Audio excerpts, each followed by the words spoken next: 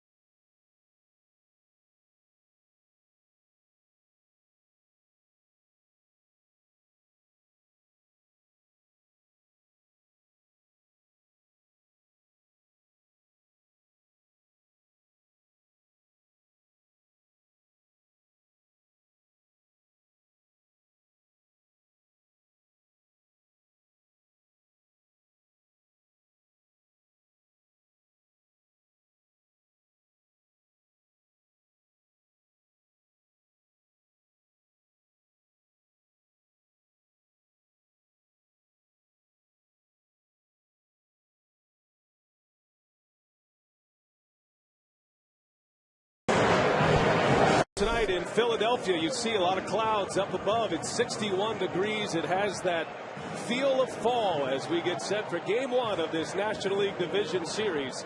The Cincinnati Reds and the Philadelphia Phillies. Let's give you the starting lineup for Dusty Baker's Cincinnati Reds. Dusty bringing his third Major League club to the postseason. He's got Brandon Phillips leading off. Batting second is the shortstop Orlando Cabrera. Both of those players with gold gloves. Joey Votto, the all-everything first baseman for the Reds. Scott Rowland, the veteran, playing third base. Johnny Gomes in left field. He's had a big year this year, a career year. Jay Bruce in right field. The center fielder is Drew Stouts. Behind the plate, a man with playoff experience, Ramon Hernandez. And that'll come in handy as he catches Edinson Volquez rounding it out. And the Phillies hit the field behind the ace of aces, Joe Simpson, Roy Halladay. 33 years old, Brian, 6'6", 230 out of Arvada, California. He's had 11 years in the big leagues now. Former first-round pick back in '95 by Toronto, but this is his first postseason game. What a season he had. 21-10, a 2.44 ERA, career highs in innings and strikeouts, and the strikeouts to walks, amazing in that ratio. 2 starts against Cincinnati this year. He lost one back on June 30th, got no decision against the Reds here at Citizens Bank Park on July 10th. 11 years in the big leagues, his first postseason appearance. John Hirschbeck is behind the plate. He'll call the balls and strikes. He is the crew chief. Bruce Streckman, Sam Holbrook, Ed Rapuano, and then Gary Cederstrom and Rob Drake in the outfield. 6-man umpiring crew in the postseason, a little bit different from the regular season. And how about the defense for the Philadelphia Phillies? They are among the best in the National League. 83 errors this year, just 4th in the league with Ibanez, Victorino, and Worth in the outfield. You've got Wilson Valdez starting for Placido Polanco, Jimmy Rollins, Chase Utley, and Ryan Howard, and then a battery of Carlos Ruiz and Roy Halladay. Halladay throws hard. He's 90 to 94. He's got an outstanding cutter. He's got a good seeker and changeup. And more than anything else, he's got outstanding pinpoint control. Works both sides of the plate. Works up and down.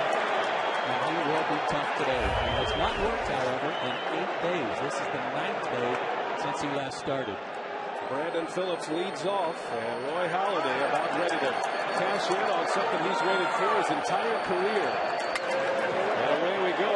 Bouncing ball to Jimmy Rollins. One pitch, one out. And that's a big part of the Roy Halladay story. It's one of the reasons he was able to finish 9 games this year. And that's one of the reasons he finishes 9 games is early swings. Guys know if they get into deep counts with Roy Halladay, especially behind in the count, chances of getting on base are very slim. If they get a good pitch to hit early in the count, they'll be going after it, and this is an aggressive hitting Cincinnati team. Here is Orlando Cabrera. Halladay is strike throwing machine, and also picks up a lot of swings and misses. The Reds strike out a lot. They're going to count on guys like Cabrera and Scott Rowland and Ramon Hernandez for some postseason experience. Look at these Reds in the playoffs for the first time in their careers.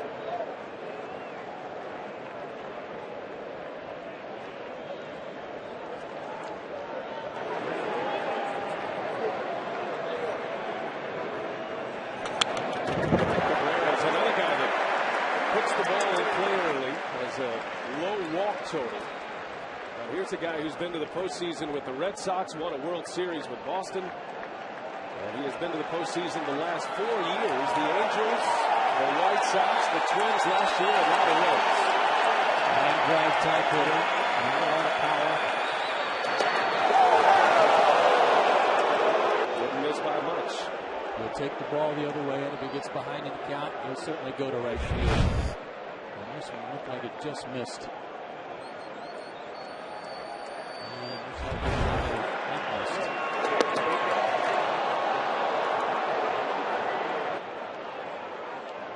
Now Cabrera bothered by an injured oblique toward the end of the year. Back and healthy. Cincinnati Reds, winners of the Central Division in the National League. A team that went 78-84 last year, but Dusty Baker now in his third year skippering this Reds ball club. 91 wins this season, 91-7 wins. They outlasted the Cardinals in the NL Central by 5 games. Snapped the string of 9 straight seasons of losing records.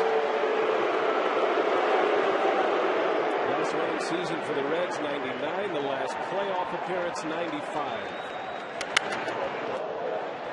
Long run for Victorino.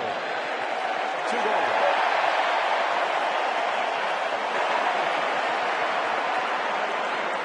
League Division Series coverage on TBS is brought to you in HD by BMW, the ultimate driving machine. No stranger to postseason play here in Philadelphia. 4th consecutive playoff appearance for the Phillies. A World Series title in 08. They finished the season on a string of 123 straight sellouts. And certainly packed in here today. And high expectations in Philadelphia with his team this year. Joey Votto breaks his back on the first offering from Halladay. Joey Votto's a good low ball hitter. He likes to hit the ball to left center field. He's not just a dead pull hitter. MVP candidate indeed. He hits the ball to all fields. How about these numbers? A 369 mark with runners in scoring position and huge numbers late in the game. Votto bangs one out to Chase Utley. A 1-2-3 start for Roy Halladay.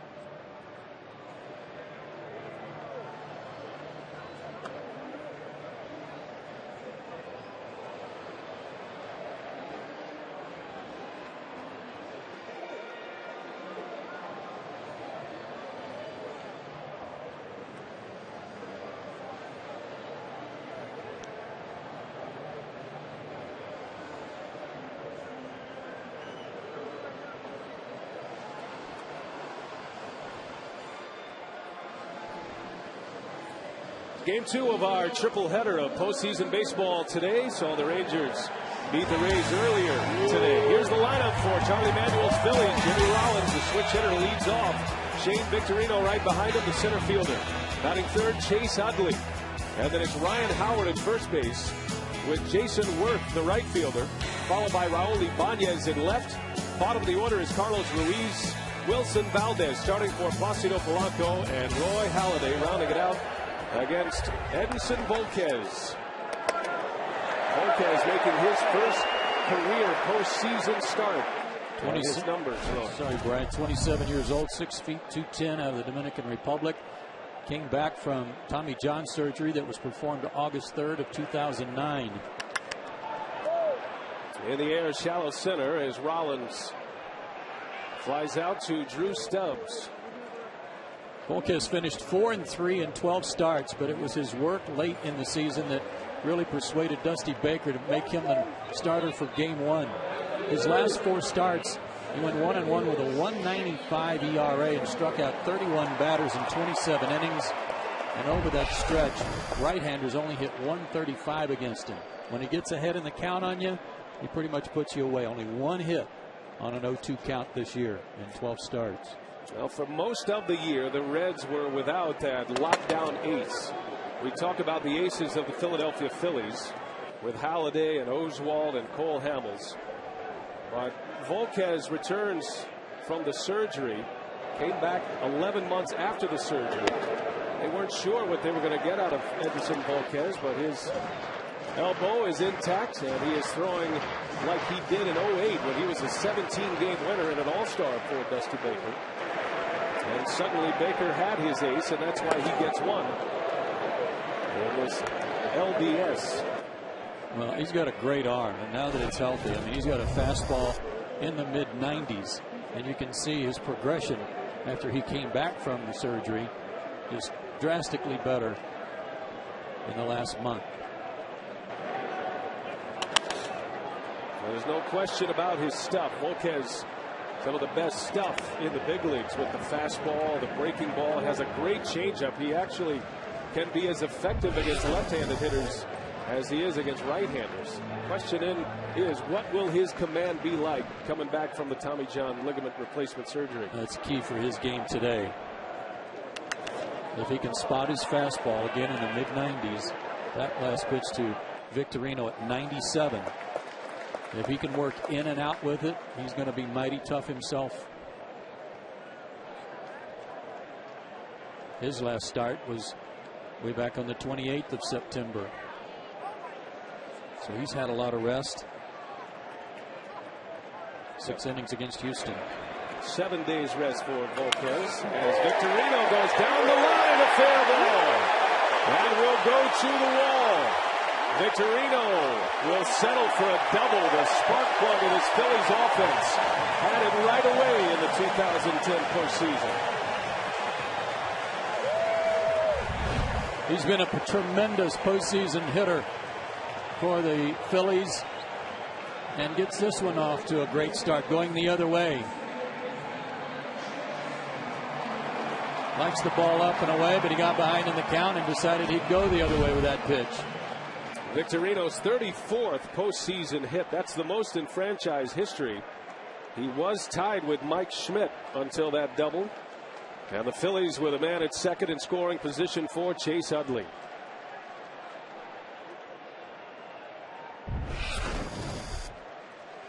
Utley hit .275 during the regular year. 16 home runs, 65 runs batted in. A down year for Chase Utley, but an injury-plagued year as well.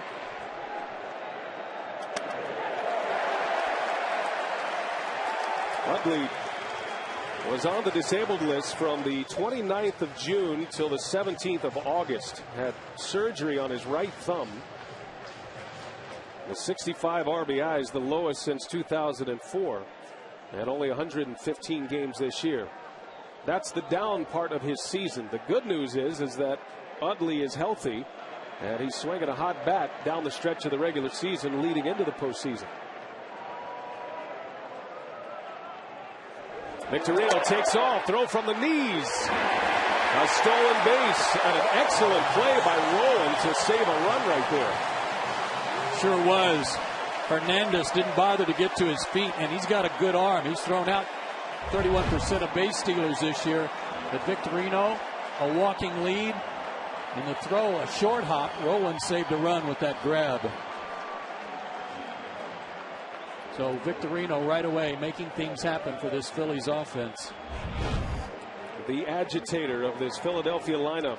Phillies led the major leagues in stolen base percentage for the 4th straight season. 34 bags this year for Victorino. And a big steal early. Now the Phillies with a runner at third base.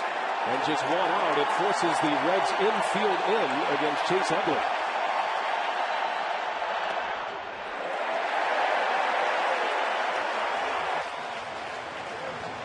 One of the things the Phillies do to you offensively is that when they score first, they just keep adding on. Their record this year when they score first, 64-13.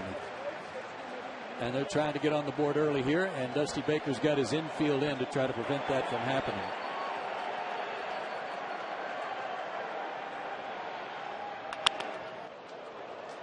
3-0 changeup. I think he knew that Utley might be hacking there.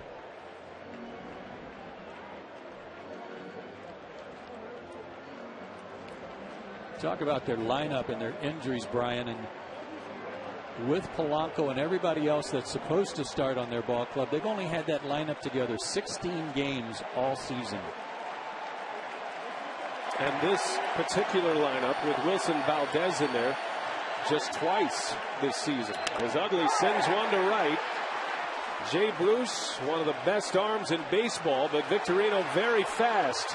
And the throw to the plate, Victorino scores, and the Phillies strike first on a sacrifice fly at an RBI from Chase Utley.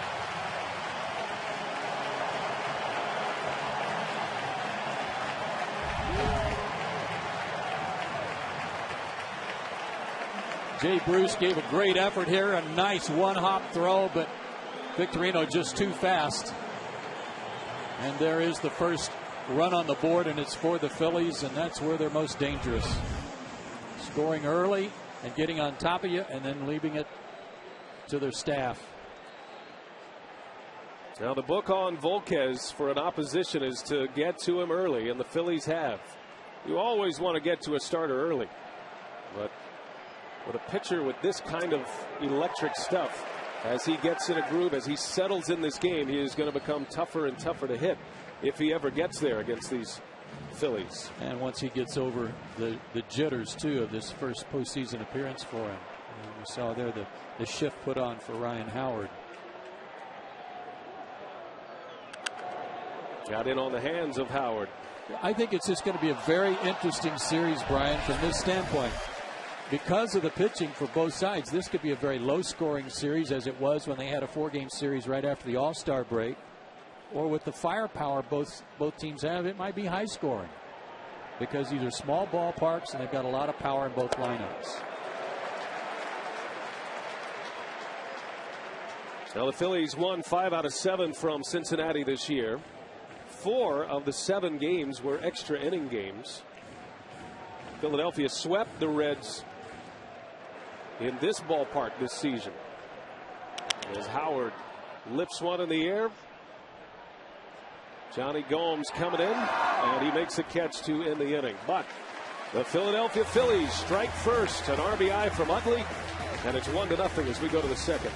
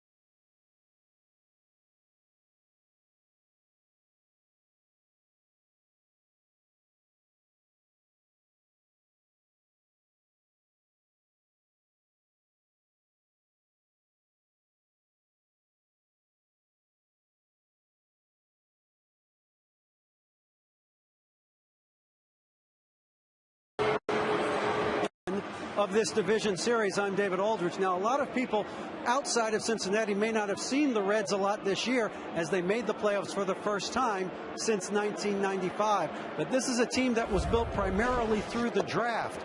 Obviously, Joey Votto is well known. He got drafted first in 2002. But since then, pitchers Travis Wood and Homer Bailey, outfielders Jay Bruce and Drew Stubbs, phenom pitcher Mike Leake were all taken in the Reds organization, and all since 2004.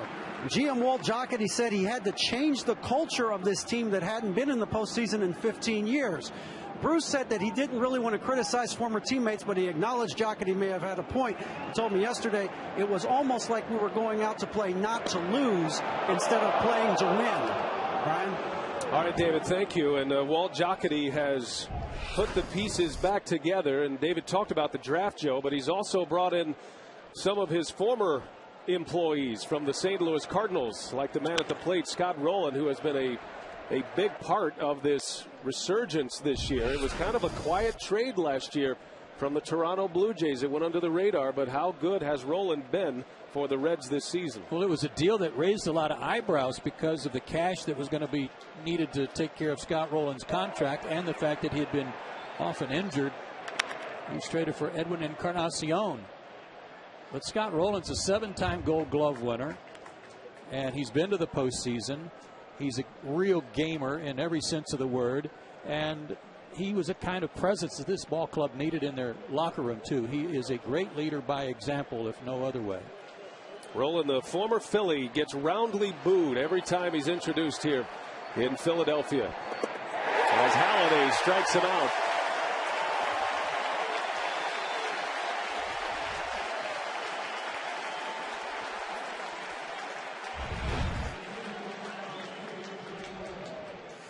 Change up and a beauty. Boy, just dropped it right on the back part of the plate there. And rolling out in front. Outstanding. MLB postseason in Espanol. Live MLB postseason Spanish language feed available via SAP, the SAP button. Johnny Gomes for the Reds. Halladay has retired the first 4, his first strikeout on Rowland. And the free swinging Johnny Gomes at the plate. Expect to see a lot of first pitch strikes from Halladay. That makes the hitters at least a little less aggressive in terms of sitting on his fastball. It allows him to mix in his changeup and cutter. There's a cutter, and it's a beauty. Throws it hard, sometimes around 90. 88 to 90. Now this is the part of the batting order for Roy Halladay where he can rack up the strikeouts with Gomes and Bruce and Drew Stubbs. Got it on his hands, a bouncer to Valdez. 2 outs. All right, Joe, tonight's language of the game is brought to you by Foster's, and tonight we're talking Roy Halladay's strikeout to walk ratio. It's incredible when you look at the next closest guy, and that's Josh Johnson of the Marlins. His was 3.88 strikeouts to every walk, and Roy Halladay's was twice that. Amazing.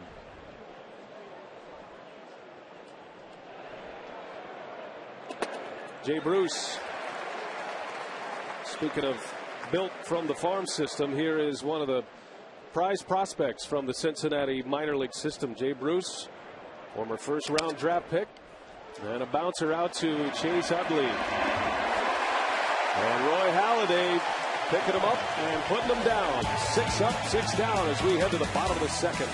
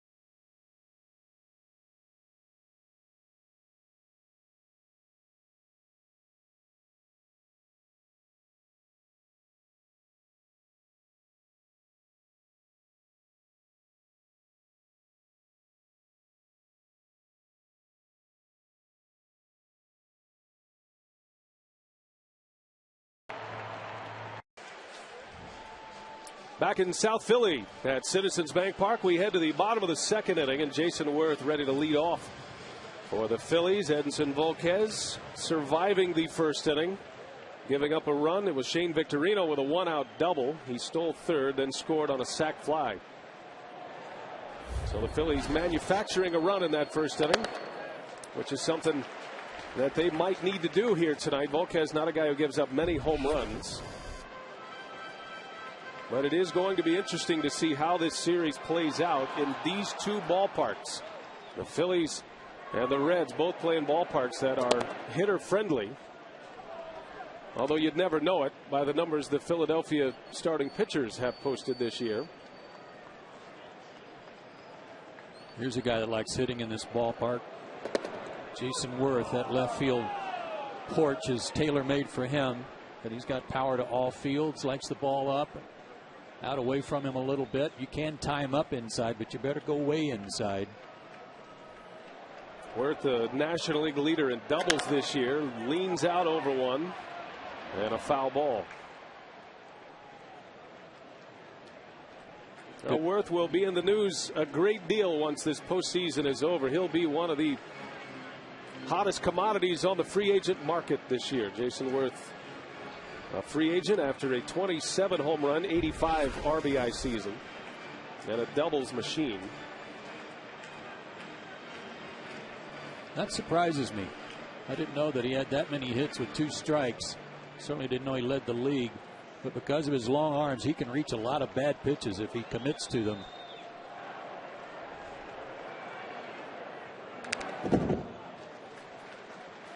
Saw Hernandez with a high target there, hoping he would chase something up and out of the zone, but Volquez didn't get it up high enough, and he fouled it off. Now a few raindrops falling here. And a 1-2 misses upstairs. 2 balls, 2 strikes to Jason Worth. Worth, Ibanez, and Ruiz in the Philadelphia second inning. That looked like a pretty good pitch. Worth may have ducked that one. As much as a guy who's 6'6" can duck a pitch. Yeah. And a long battle here between Jason Worth and Edinson Volquez. I think that last pitch is what pulled Hernandez out from behind the plate. Target that was low and away, and that's the area you're asking for trouble with Worth, where he can extend his arms. Again, you can go up, but you got to go up and in and tie him up. Reds pitching coach Brian Price done a good job with the Cincinnati staff. A lot of young arms in this Cincinnati starting rotation. The Reds are going to go with Volquez and follow him up with Bronson Arroyo on Friday. Game 3 in Cincinnati will belong to Johnny Cueto. So as the Phillies roll out Halladay and Oswalt and Hamels, the Reds have plenty of experience in Arroyo and a first-timer in Cueto. Scott Rowland showing that gold glove form once again at third base. Takes care of Worth. And tonight's stadium perspective footage is courtesy of Sony PlayStation's MLB 10. The show, the short porch in left and the alleys, the angle in left center field, with that wall height going from a little over 12 feet up to 19 feet. And then the short porch in center field, or short wall, only 6 feet high. But if you can squeeze them to the middle, you got a chance here at Citizens Bank Park. But down the lines and in the alleys, that's where you can run into trouble for a pitcher. Not much of a power alley to speak of in this ballpark. And really, it's right behind Gomes out there in left field. It's about 360 feet to straightaway left field, and that's extremely short for that part of the ballpark.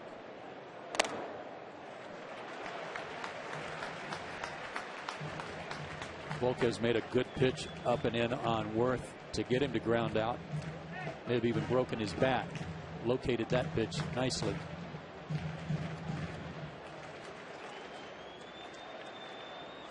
Raul Ibanez with one away.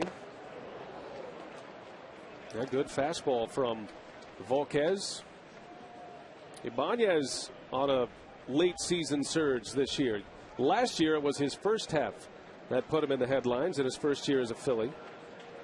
But he's done most of his damage this year after the All-Star break, totaling 16 home runs and 83 driven in this season. Good fastball hitter. Got to mix him up on him. He'll hit the ball from line to line, especially on the fastball. 3 for 9 against Volquez, as you see. Some good numbers. But this part of their order, Brian, is the part that I think separates Philadelphia from most teams. They've got power. They've got guys with high averages.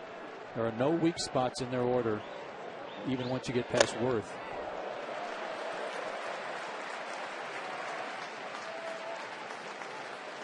Ibanez now 38 years of age.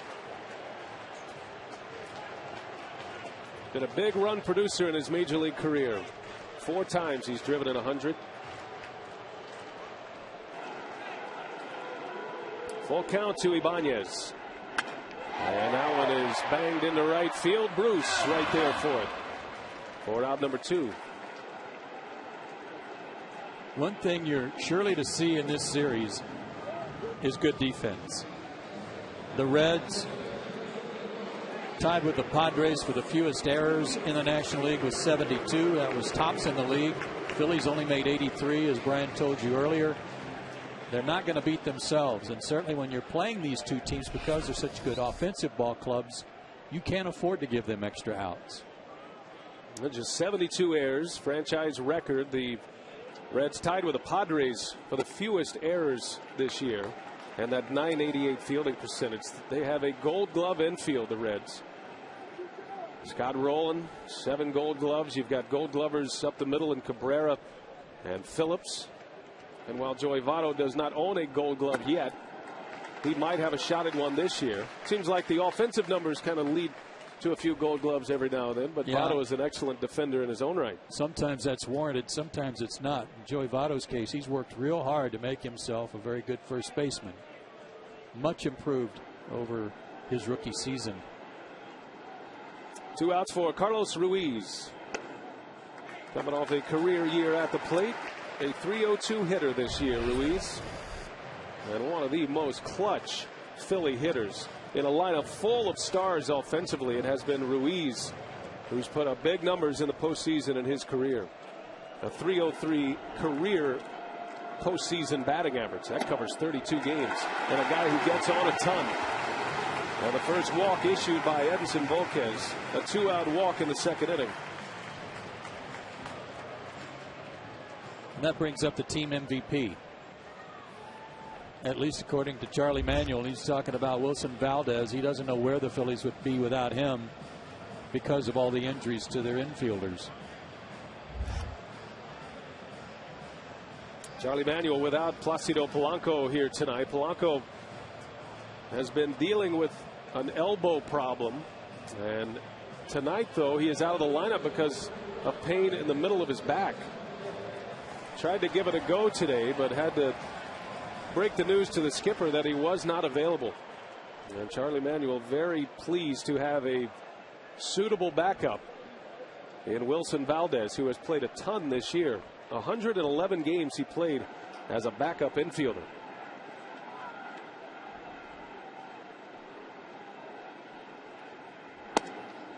He did hit 4 home runs, but he's mostly a line drive guy. He'll try to hit behind runners, hit the ball to right field, take advantage perhaps here of the hole over on the right side. But an excellent defender with an outstanding throwing arm. Well, in a season where the Phillies had some of their stars on the disabled list around the infield, with Chase Utley in the thumb surgery, Jimmy Rollins missed a good part of the early schedule with a calf injury. Rollins lately has been nursing a hamstring problem. And of course, Placido Polanco with the elbow injury and now the back. It's been Valdez getting most of the playing time. Nice play, Cabrera, and tried to do too much. Cabrera tried to shovel it over to Brandon Phillips, and everybody's safe, and the Phillies with 2 on, and Halladay coming up.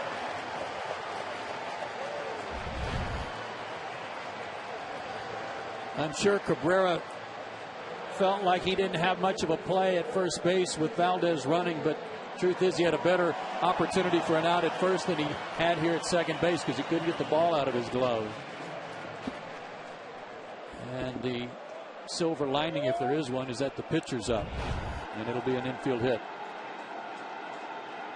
Well, if nothing else, the Phillies clear that pitcher spot in Halladay, and it keeps the inning going as Volquez is racking up a number of pitches in this second inning. Brian, that's something that they do well, is turn the batting order over. It'll seem like Rollins and Victorino are batting just about every inning because of the bottom part of the order and how effective they are at getting on base. 22 pitches for Volquez here in the second, facing Roy Halladay. And Halladay lines one to left. Gomes cannot make the play. Ruiz will score. Valdez into third. And it's Roy Halladay who delivers a big base hit. The Phillies up 2-0.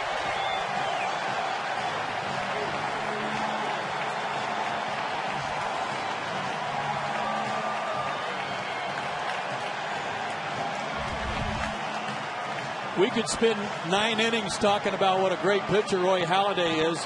We don't have to spend much time talking about what a great hitter he is, but he did drive in 5 runs during the year and had 13 hits. And Gomes went for the catch, couldn't come up with it, and Ruiz scored easily. And the Reds very fortunate that ball did not get by Gomes, as Halladay delivers a base hit, jumping on Volquez early. Yeah, he ambushed that first pitch.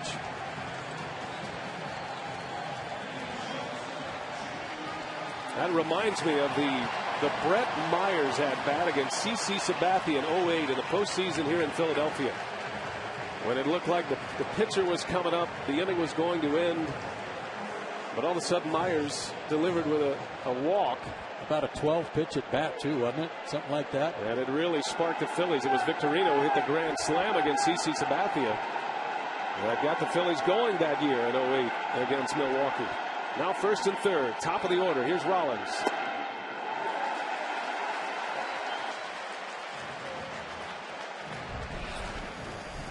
Only 4 out of 10 first pitch strikes for Volquez.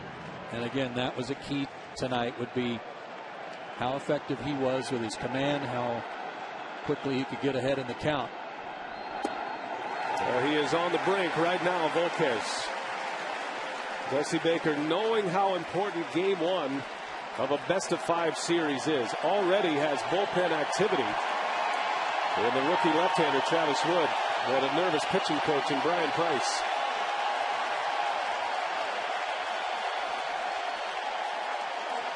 Hitters count to Jimmy Rollins.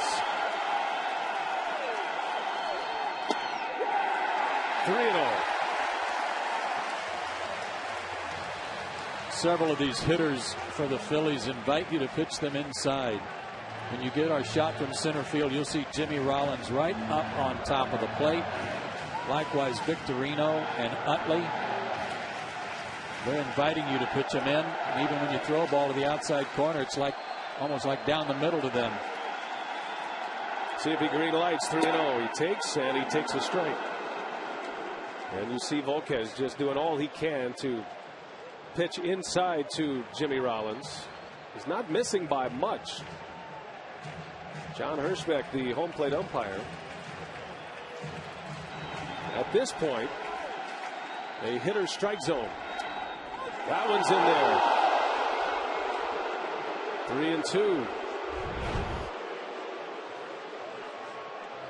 Rollins didn't like this call, but John Hirschbeck got that one right. And he's a good ball and strike up. You know, it doesn't look like Volquez is having major control issues. He's just missing by a little. It's a big pitch for him here in the second inning. First and third with 2 away.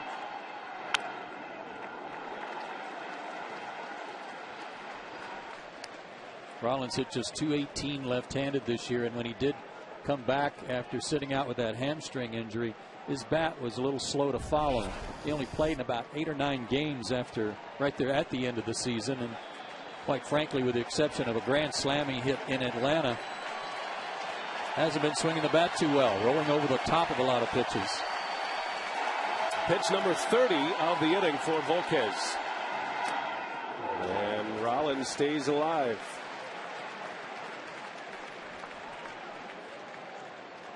Getting into the danger zone, especially for a guy who has a surgically repaired elbow. You start getting into the 30-plus pitch count in a single inning. And the next pitch would be number 48 already for the game. Exactly what the Phillies wanted to do to Volquez today. Another 3-2, and Rollins takes ball 4, and he'll have to start all over against Shane Victorino, and it's close to decision time for Dusty Baker. Well, all of this started with 2 out and nobody on when he walked Ruiz.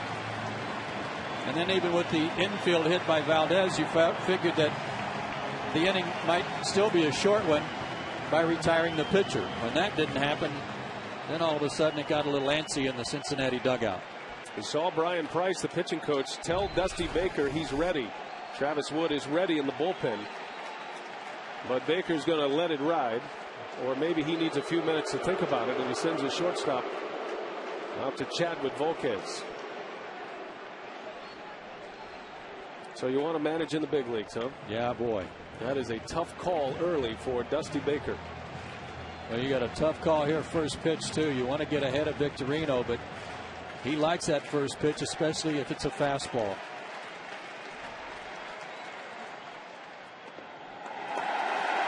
And he went with the breaking ball as a result.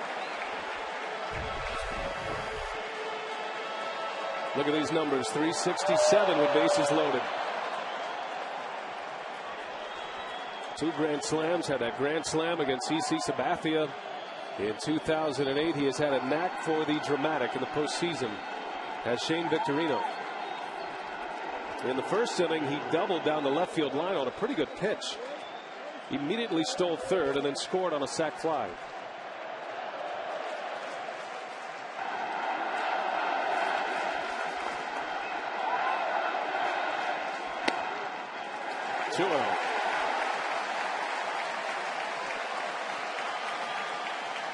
Good velocity, mid-90s. But as you said, Brian, he's just missing, and pitching behind in the count with runners in scoring position in this ballpark against the Phillies is not where you want to be. Well, you'd have to think if Volquez does not retire Victorino, Baker will make the call to the pen. 2-0 the count, bases loaded in the second inning. And a strike.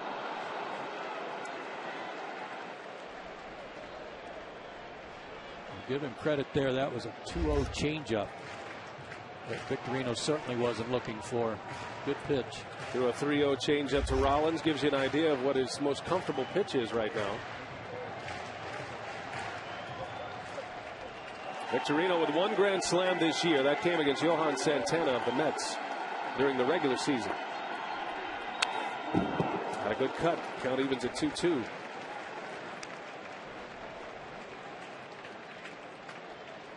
Well, there's only 1 run across for the Phillies this inning.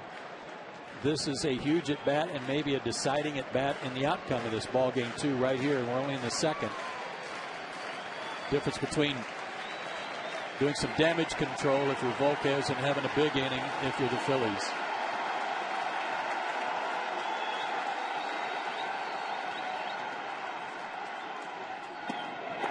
Just missed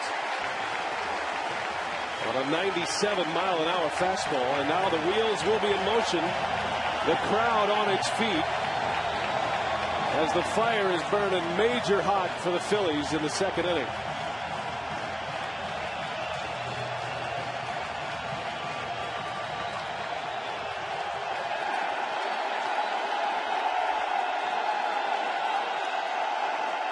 It's tough on outfielders on fly balls with the white hankies out.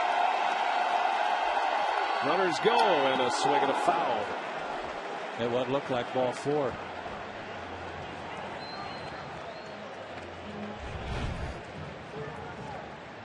Target was away, but the pitch was way inside. And if there is a pitch that Victorino will chase, it's that batting left-handed. It's that back foot breaking ball where he'll chase it right down and in on his shoe tops.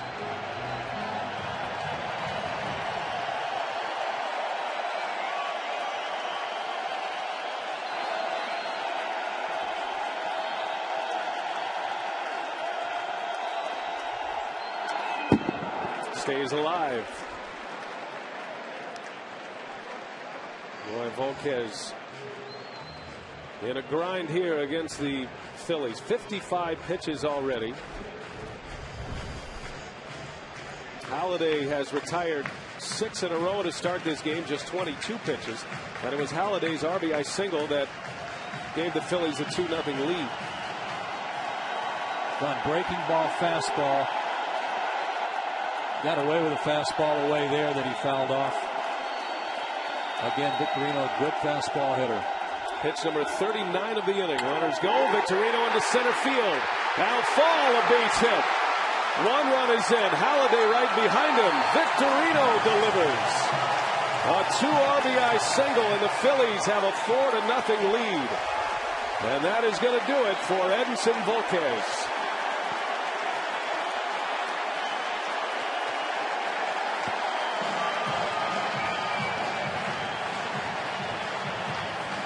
Shane Victorino has 24 RBIs in 33 postseason games. Pitch that wasn't even a strike running away from him, but he got enough of it and just dumped it out into center field for 2 more.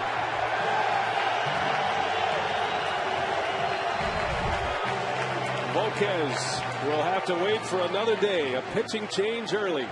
The Phillies 4-0. We'll set up the new hurler when we come back.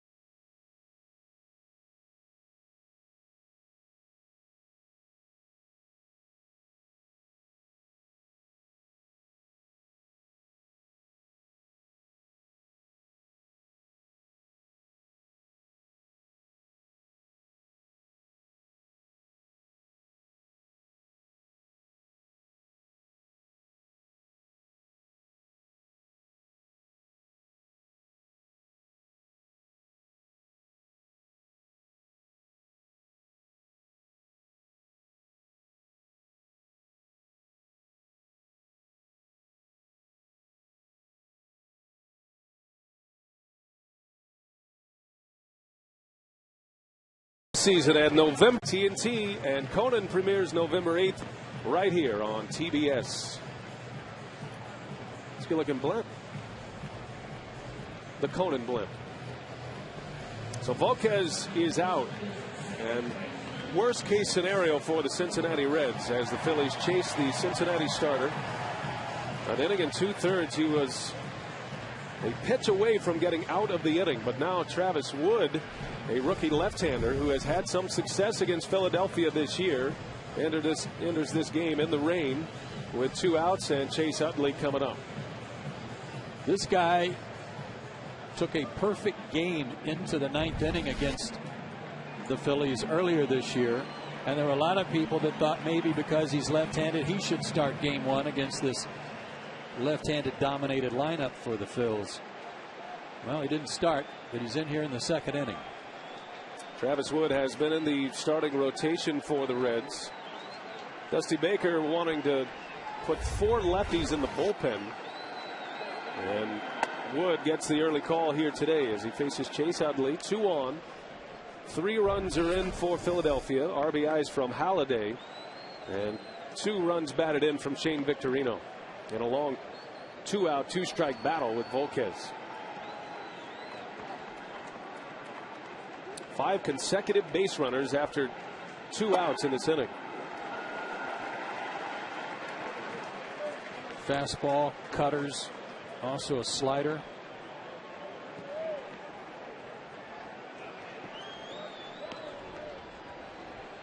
Fastball from 89 to 93.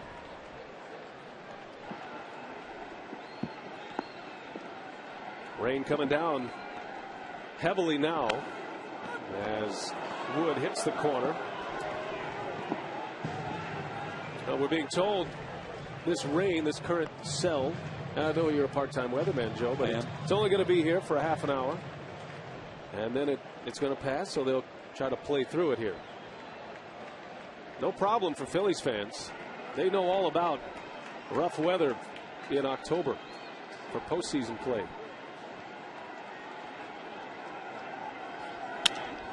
Bouncing ball to Phillips. And the nightmare second for the Reds ends as the Phillies put 3 on the board, all with 2 outs. Started by Halladay. And it's 4-0 Philadelphia as we go to the 3rd inning.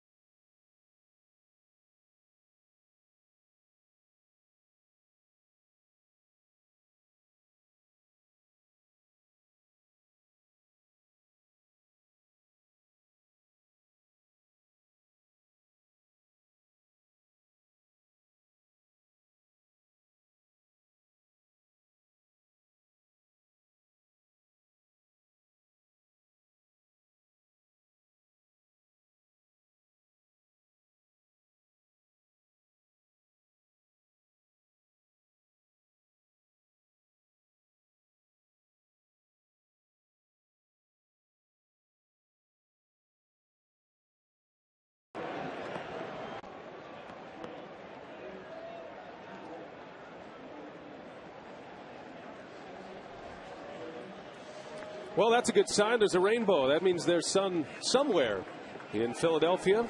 And a pot of gold for the Phillies in the bottom of the 2nd inning with 3 runs on 3 hits, chasing Edinson Volquez. And now the task for the Reds to try to figure out Roy Halladay. He's retired the first 6, has a strikeout. Took him just 22 pitches to get through the first 2 innings. And he's already ahead of Drew Stubbs, 0-2.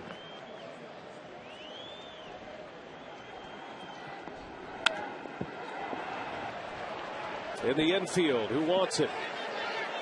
It'll be Valdez and Howard come together, and the much taller Ryan Howard makes a catch for out number 1. If that was going to be a jump ball, I think Ryan Howard would win just about every time. All he had to do is just reach up, and he's going to get closer to it than Valdez. But even after the bump, Valdez lost that collision too.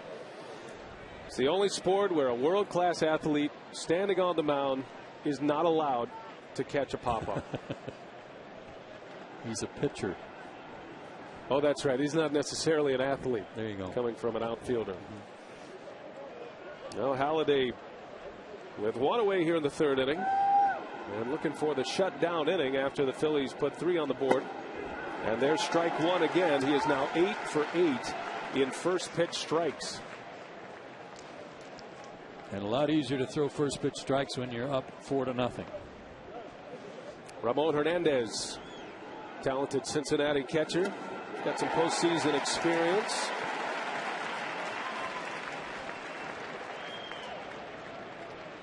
It's going to be a tough road for the Reds hitters, but again, this is an outstanding offense and a very good come-from-behind team and a quick strike team. But they got to have some base runners. That is a fair ball, and Ruiz makes the play on Hernandez.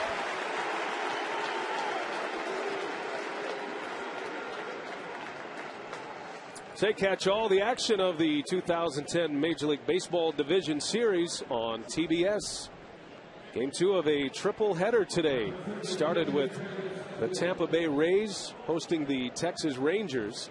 And the man who made his postseason debut here last year, Cliff Lee, picking up the win for the Texas Rangers.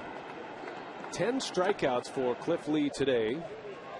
And Texas strikes first. Their first postseason win since 1996.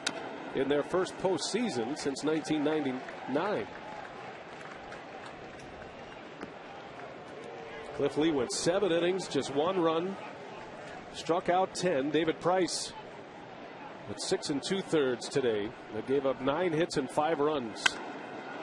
Driven into right field. Worth right there. For Travis Wood, the Cincinnati pitcher, has the best bolt of the night so far. But it's another 1-2-3 inning for Big Roy.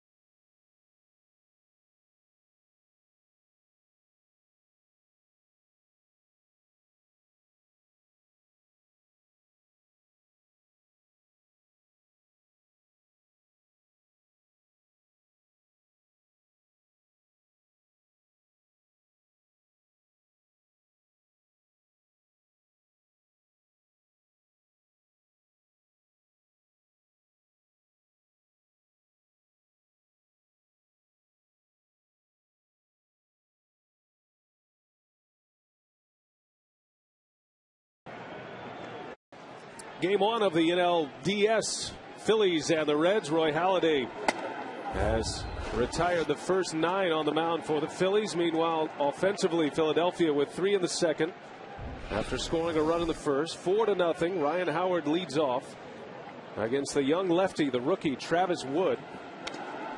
Edson Volquez goes an inning and 2/3. You were talking about Cliff Lee a minute ago. This guy's from Arkansas, Travis Wood, and you say he works out with Travis Lee somehow in the wintertime. Yeah, they're good buds in Arkansas, live close to each other as Wood strikes out Ryan Howard. Well, he was the Southern League Pitcher of the Year last year at an ERA under 2, and the Reds Minor League Pitcher of the Year. Not overpowering, but good control. Again, fastball, cutter, and a slider. 23 years of age from Alexander, Arkansas. Former second rounder of the Cincinnati Reds. He was in that 2005 draft. And he's getting his turn in the spotlight here, trying to settle this game down for Cincinnati.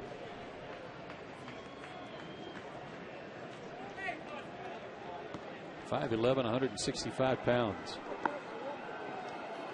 I think the 5'11's a little bit generous.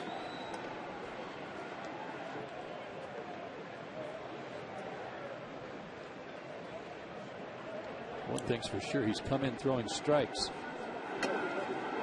Jason Worth had the key at bat in that second inning, even though he was put out on a ground out. It was a 9-pitch at bat for Jason Worth, kind of set up the rest of the inning. Volquez retired the first 2 hitters and then could not get out of the inning.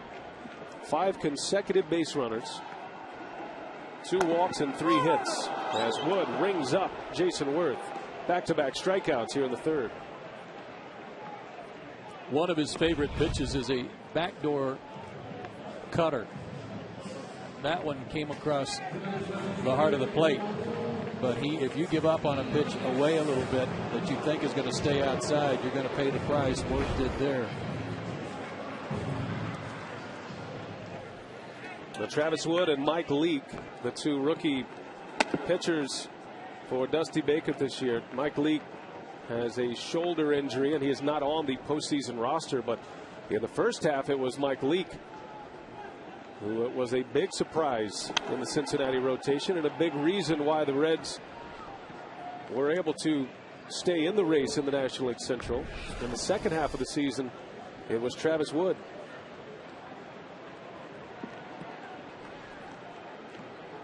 And the 23-year-old Wood against the 38-year-old Ibanez with 2 away.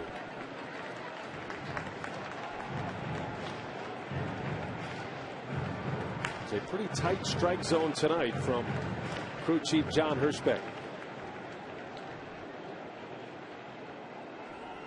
That one's hit well. Back is Bruce over his head. It bounces off the wall. Ibanez is going to challenge him here. And the throw is late. That's a double for Ibanez. And more 2-out trouble for the Cincinnati Reds.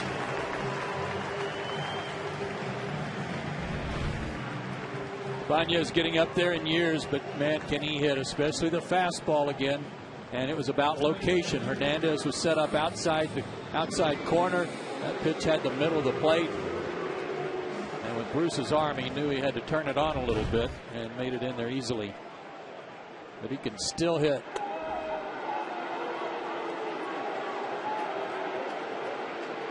Now Cincinnati will pitch around Ruiz to face Wilson Valdez. Base runners are usually what you try to avoid in this ballpark with so much home run clout in both of these lineups. But Dusty Baker is going to take his chances with Wilson Valdez as opposed to Carlos Ruiz, who had the key walk in that second inning that sparked the 2-out rally. Ruiz is so good with runners in scoring position, and especially with 2 out in that situation. But Ibanez, though, back to him real quick. He had the real good first half last year, and then a bad second half and a bad first half this year, to the point where the Phillies thought, you know what, he may be used up. It was basically a whole year of poor hitting by Raul, and he got to turn around the second half, and he's still hot. And give credit to Charlie Manuel for sticking with him. And then it's Ibanez 2-out double that has Travis Wood in trouble here in the third inning.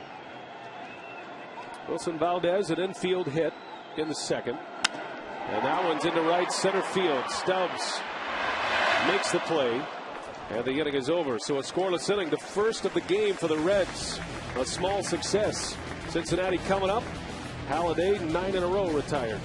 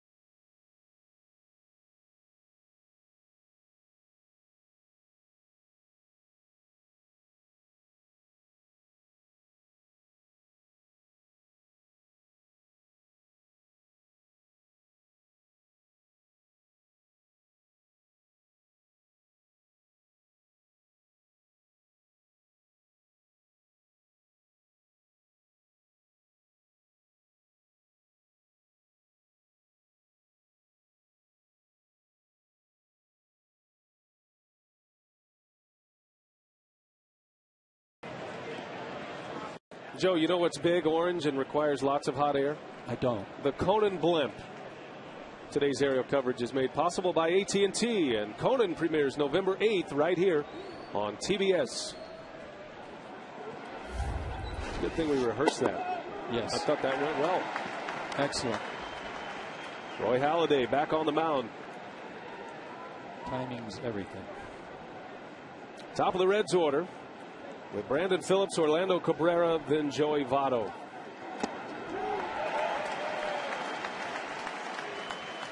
Phillips swung at the first pitch in the first inning, bounced out to short. Most of the outs on the ground against Halladay so far.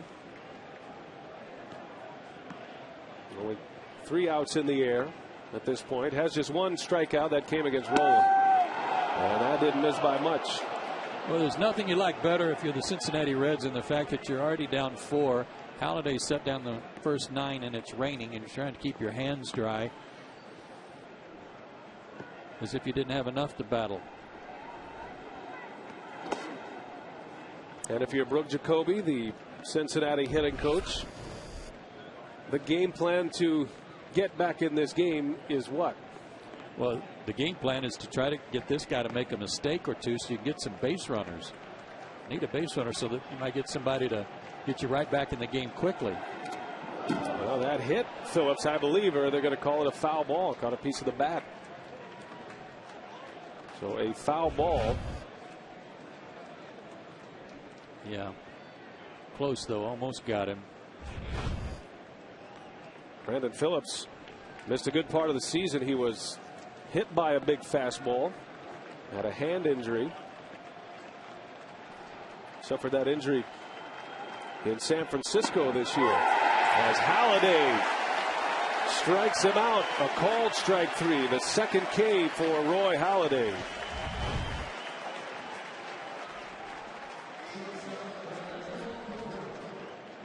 Fastball tailing back.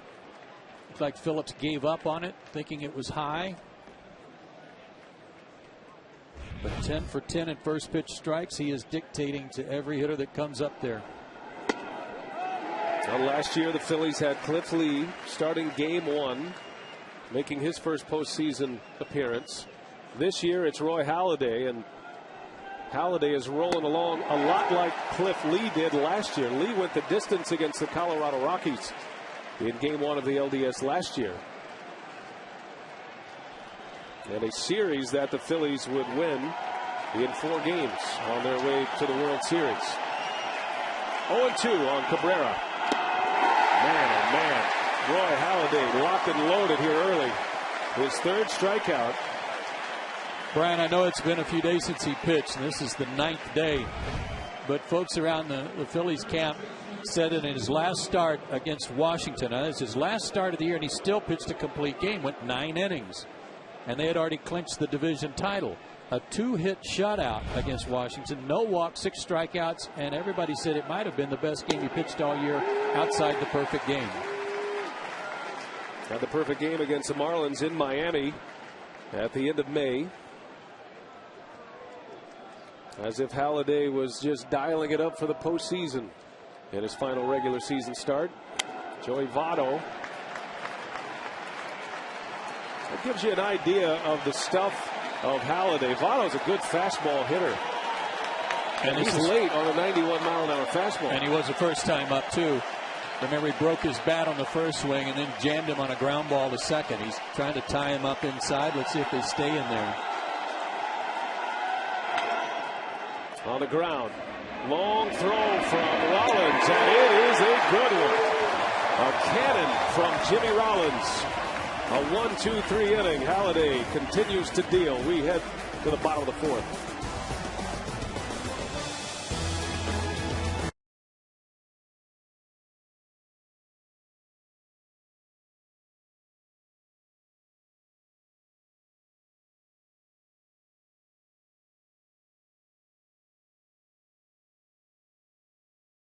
Question, how do you guys get back on his A game, and the thing he has going, he's throwing quality strikes. Strike 1, he's getting ahead of guys. Look like he has great movement tonight.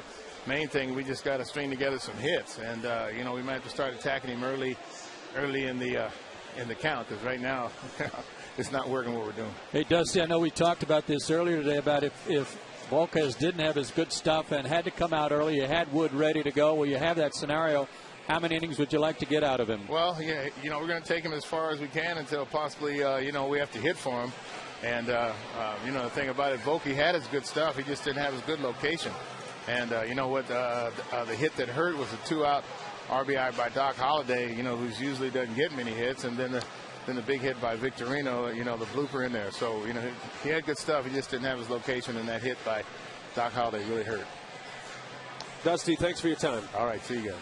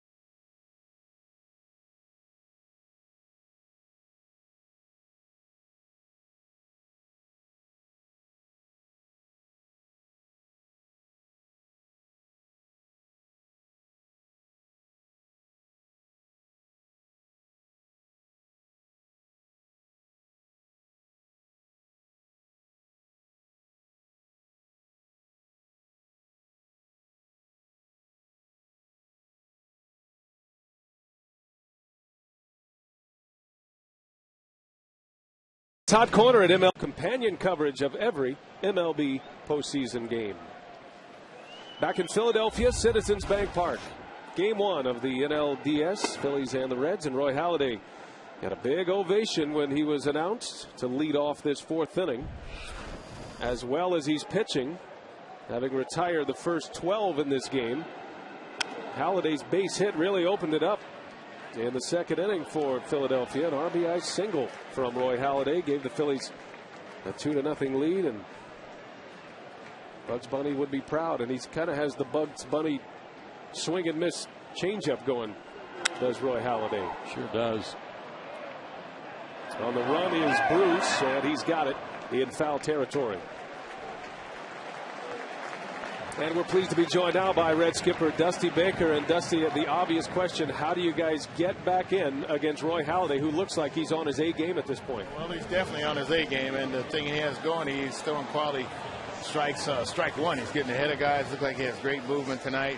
Main thing, we just got to string together some hits, and you know, we might have to start attacking him early in the count, because right now it's not working what we're doing. Hey, Dusty, I know we talked about this earlier today about if Volquez didn't have his good stuff and had to come out early, you had Wood ready to go. Well, you have that scenario. How many innings would you like to get out of him? Well, yeah, you know, we're going to take him as far as we can until possibly, you know, we have to hit for him. And, you know, the thing about it, Volke had his good stuff. He just didn't have his good location. And, you know what, the hit that hurt was a 2-out RBI by Doc Holliday, you know, who's usually doesn't get many hits. And then the big hit by Victorino, you know, the blooper in there. So, you know, he had good stuff. He just didn't have his location, and that hit by Doc Holliday really hurt. And our thanks to the Red skipper, Dusty Baker, for giving us a little bit of time. And a tough decision for Dusty Baker, as Edinson Volquez was so close to getting out of that 2nd inning. And all of that damage done with 2 away. 4-0 in this ballpark typically doesn't look like much. Runs can be easy to come by, but with Roy Halladay on the mound, it looks like a mountain at this point for Cincinnati.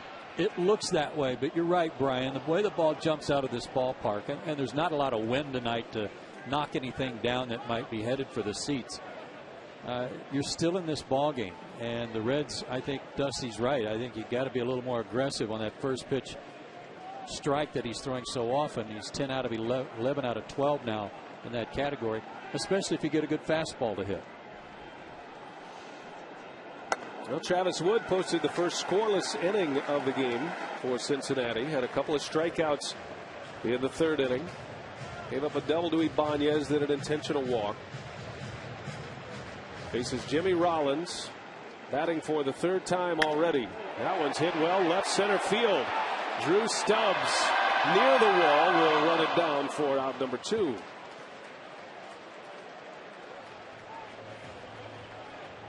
Well, we're keeping an eye on Jimmy Rollins tonight. He has the hamstring tightness. Came back at the end of the year. Said he's okay. Said he's 100%, but he hasn't really had an opportunity to unleash and to do a lot of running. But that'll certainly be a big question for Charlie Manuel as this series and this postseason continues for Philadelphia. Well, he's a vital part of their offense, especially with the running game. And we noticed something on the base hit by Victorino. Now, this was a 3-2 count, and Rollins is running from first. And he's not really sprinting, but this little ball dunked in there, and that's normally a pitch that or a swing, that he usually goes first to third easily on, and he only made it to second base on a full count with 2 out. I think that gave us a pretty good indication that he's far from 100% running-wise. That might be something to pay attention to.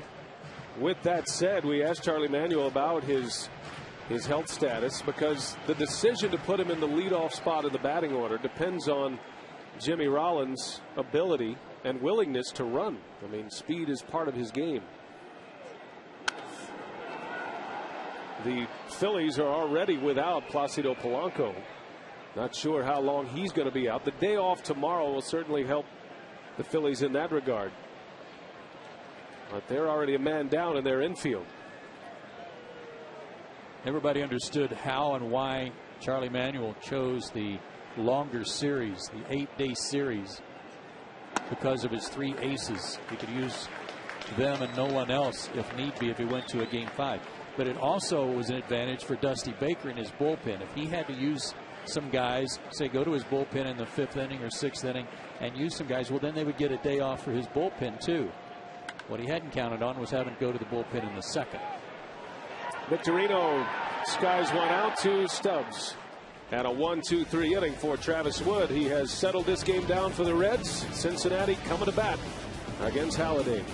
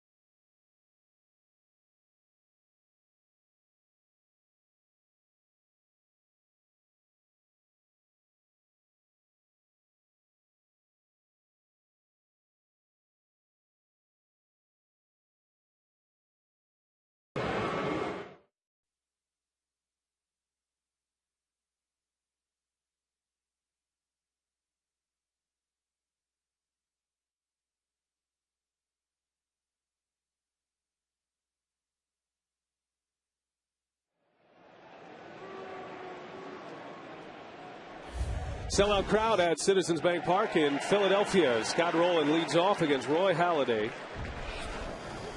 Halladay 4 no-hit innings. He has 3 strikeouts, punched out 2 in the 4th inning. His first strikeout was Scott Rowland.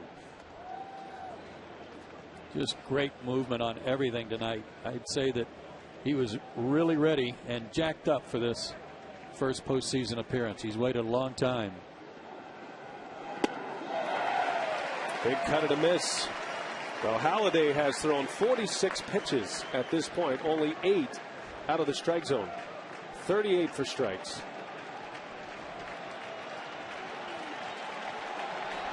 And getting a lot of swings and misses as Rowland lays off.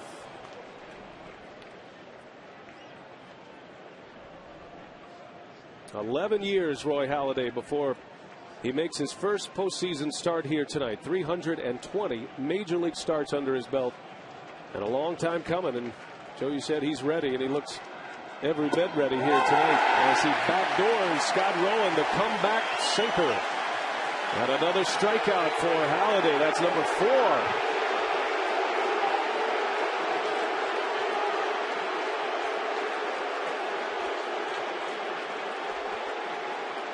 Pleased to be joined now by Rich Doobie, the pitching coach of the Phillies. And Rich, Roy Halladay looks like he's on his game tonight. Give us your take from your seat. Well, he's been commanding everything very well so far, and hopefully that will continue. But we got him a little cushion, and you know, he's pretty good when he gets a lead. So again, he'll continue to pound the strike zone and see where we can get. Rich, this is Joe, and outside of the perfect game down in Florida, I was told his last start against Washington, the complete game two-hitter, may have been the best game he pitched all year leading into this. Well, he's had a lot of good ones, but the game in Washington was very good. I think getting a little extra rest and us getting close to getting in these playoffs has done a lot for him, and he seems pretty fresh right now. As Rich Doobie, Philadelphia pitching coach, we appreciate his time between innings, and they're on their feet again. As Halladay has Gomes in an 0-2 count.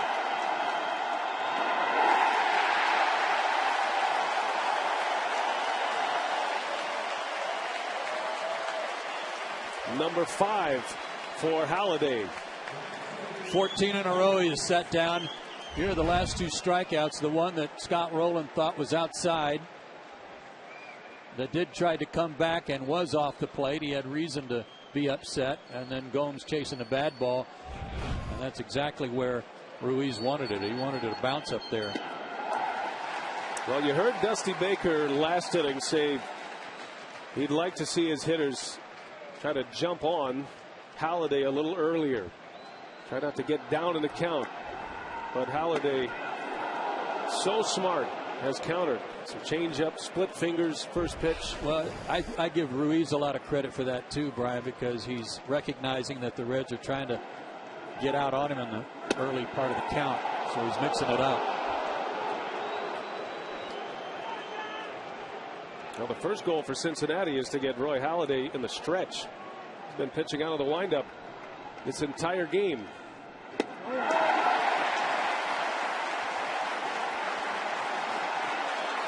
Good breaking ball there. He hasn't thrown a lot of them, but that was a beauty.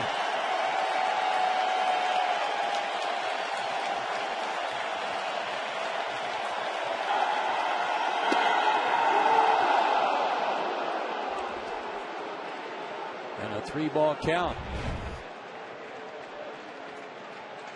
That ball went down. It didn't come back. He was trying to throw a backup fastball, and it didn't. 3-2 pitch. And Bruce lays off. So the first base runner for Cincinnati comes with 2 outs in the 5th inning, as Jay Bruce draws the walk. And now the Reds with their powerful lineup, hoping for a quick strike here with 2 outs. Yeah, the bottom of their lineup is no slouch either, with Bruce, Stubbs, and Hernandez. Stubbs had a great finish to his season. Hit .350 over his last 24 games and raised his average 18 points. He was a guy that at the beginning of the year I thought Brian was, I mean, you just spin the ball and he'd chase, set up to hit fastballs and pull everything. But with the help of Brooks Jacoby, their hitting coach, and Dusty Baker, he's started to hit the ball with some authority to the opposite field, and it's really helped him. 22 home runs during the regular season, and that goes along with 30 stolen bases. He is a power speed threat, Drew Stubbs, just his 2nd year in the major leagues, and he was on a fast finish during the regular season as well from August 1st, hitting over 300.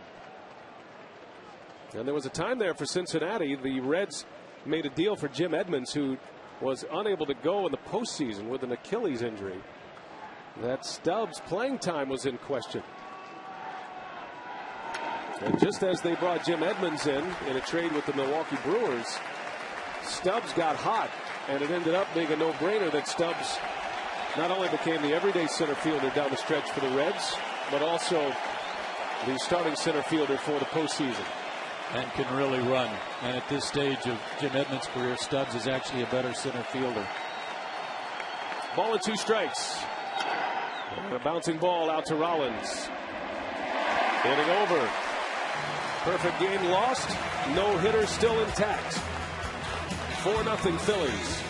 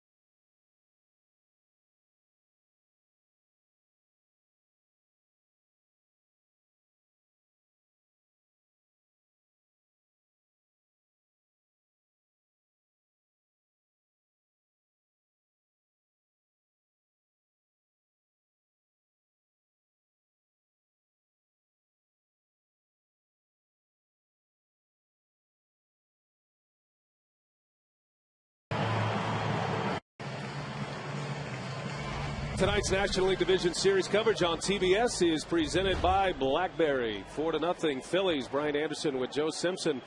And it might be time to start calling your friends, because Roy Halladay has 5 no-hit innings and has some serious swing and miss stuff at this point. His stuff is certainly not out of the question for him to maybe go 9 this way, because the way his ball is moving. What a start for him in his first postseason outing. Halladay with 5 strikeouts.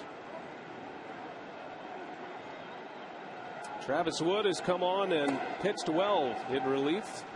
Edinson Volquez, speaking of swing and miss stuff, he's the guy you expect a lot of swings and misses, but just 2 swings and misses from the Phillies in Volquez inning and 2/3. It was a quick exit for the Red starter, but Wood has posted 2 scoreless innings after he got out of the mess in the second.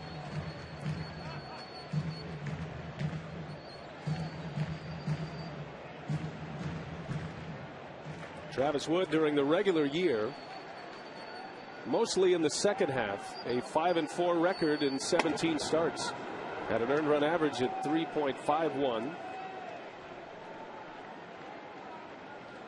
And when you needed strikes, he's the command type pitcher that Dusty Baker called on. He's been very impressive here.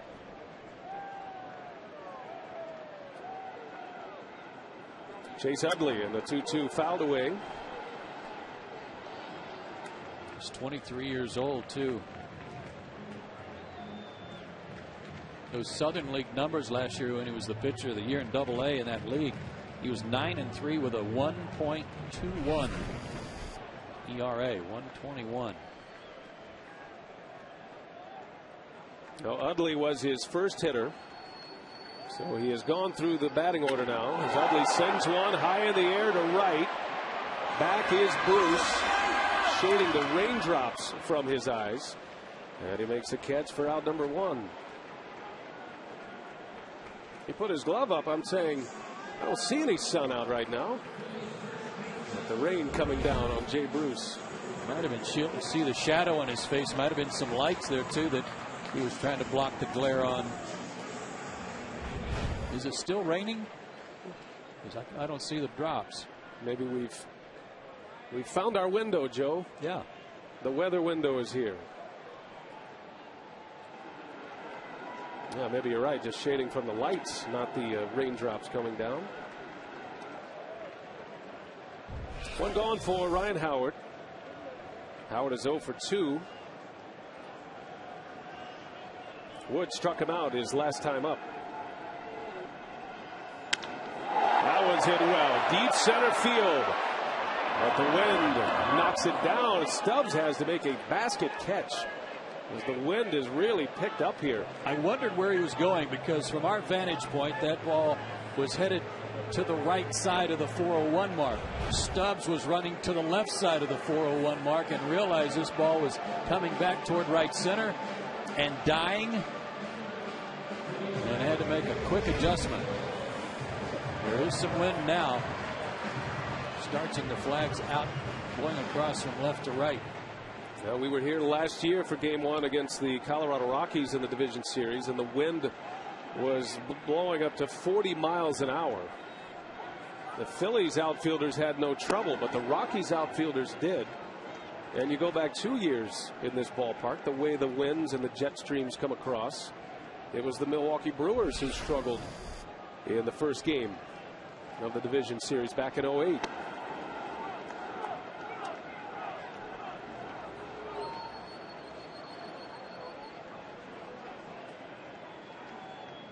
Ball to strike on Jason Worth. Count goes to 1-2. So the Phillies with 4 runs, and we got Howard and Worth combined 0 for 5 so far. Phillies went 23-7 after September 1st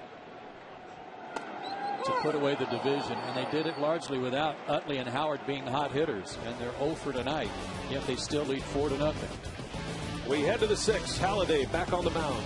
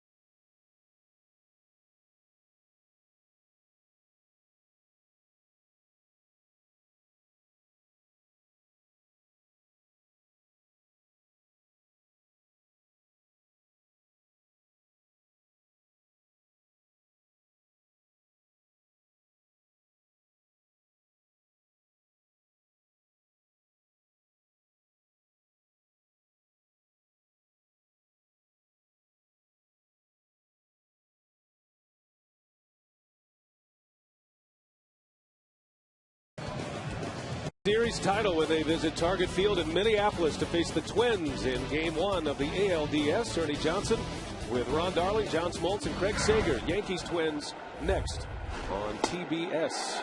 And you know that'll be rocking at Target Field. First playoff game of that brand new venue. Weather's supposed to be good too, clear and very comfortable. Now the story right now is Roy Halladay, as Ramon Hernandez sends one in the air. Jason Worth, and one away in the 6th.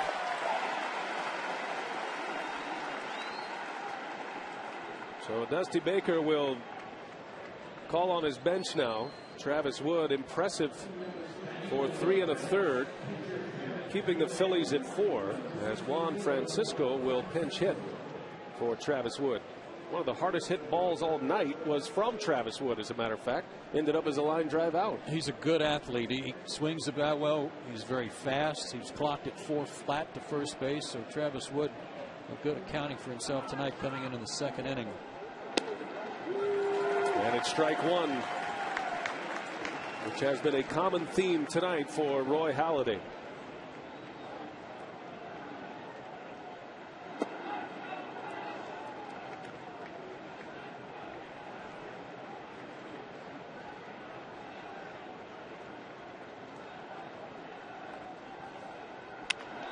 Back up the middle. Ranging over is Rollins in time. 2 away. 2 up, 2 down for Roy Halladay in the 6th inning. Don't forget Conan coming in November. Today's aerial coverage made possible by AT&T. November 8th.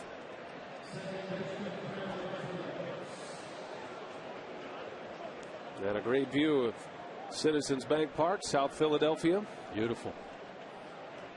Great ballpark. An electric atmosphere here. They sell out every day. Regular season, postseason. Boy, they have something to watch this year. Plenty of stars offensively, Joe, as we talked about in the Open. This is a club, the Phillies, that have won the National League East year after year, perennial contenders in the playoffs. Now they're starting to talk about a dynasty here in Philadelphia, but arguably the 3 best starting pitchers you could assemble for a postseason run. It reminds you of back in the mid-90s with the Atlanta Braves when they were rolling out John Smoltz and very comparable Glavine and Maddox and even Steve Avery. Yeah, but they kept adding people to those guys that were not necessarily compliments to them, but made the staff that much deeper. It is Jason Worth, and it's 6 innings of no-hit ball for Roy Halladay. Can he keep it going? 4-0 Phillies.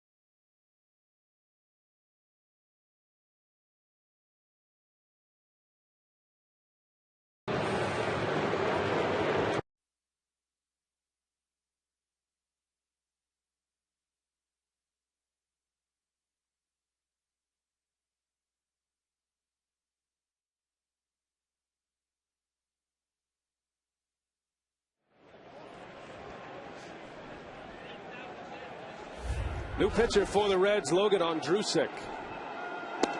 And he inherits a 4-0 deficit here. Raul Ibanez leads off. The tall right-hander Ondrusek, 6'8". 6'8", 225 out of Shiner, Texas. And lots and lots of cutters from this guy.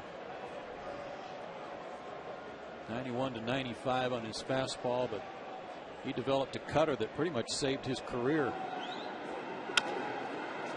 Ondrusek. Well, he throws it away. And Ibanez on his way to second. Had an out right in front of him. Ondrusek lobbed one to first base. And that'll be an error on the pitcher.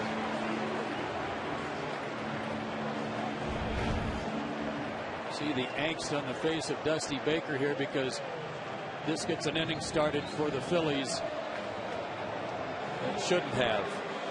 And just was airmailed over the head of Joey Votto. Boy, that wasn't even close.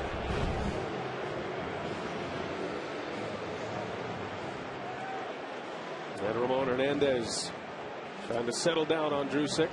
Joe talked about his minor league career. So numbers in the minor leagues. Nothing that would indicate a major presence in the big leagues, but he found a cut fastball last year.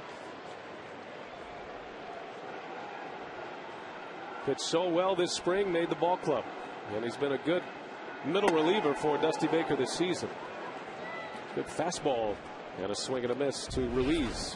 Brian, we go back to the World Series a few years ago when Detroit's pitchers made a ton of errors, if you recall, that really hurt them in the World Series against the Cardinals. But the defense by pitchers lately has really been magnified, maybe because of that World Series. And when you look at the Reds' total errors this year, 72 errors. We told you they were the least in the National League, tied with the Padres. Well, of those 72 errors, 12 were by their pitchers. And another one made here. That allows Ibanez to reach to start the inning as Ruiz rolls one to roll him. Makes it look easy. And one away in the 6th inning. We check in with Matt Weiner in Atlanta. What's going on, Matt?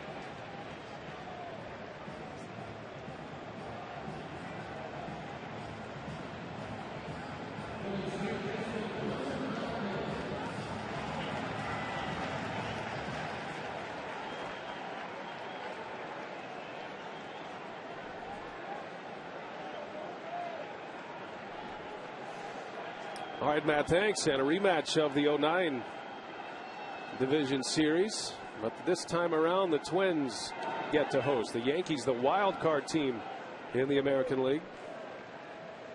And how about the left-handers on display today in the American League Series? Earlier today, you had Cliff Lee and David Price matching up. Lee, the victory over Price in the Tampa Bay Rays. And tonight, possibly the Cy Young Award winner in the American League. It'll be a close contest with CC Sabathia and Felix Hernandez of the Mariners, but Liriano goes for Minnesota.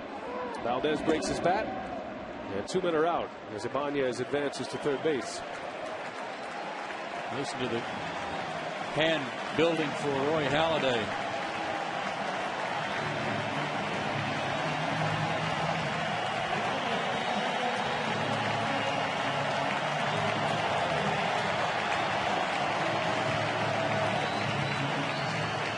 I love that sign. Doc Halladay. He's known as Big Roy around here. Little Roy will pitch tomorrow. Roy Oswald, or rather Friday. And underhand this time. Not a bad idea. Ondrusek makes the adjustment. He learned. Halladay's the headliner. 6 no-hit innings.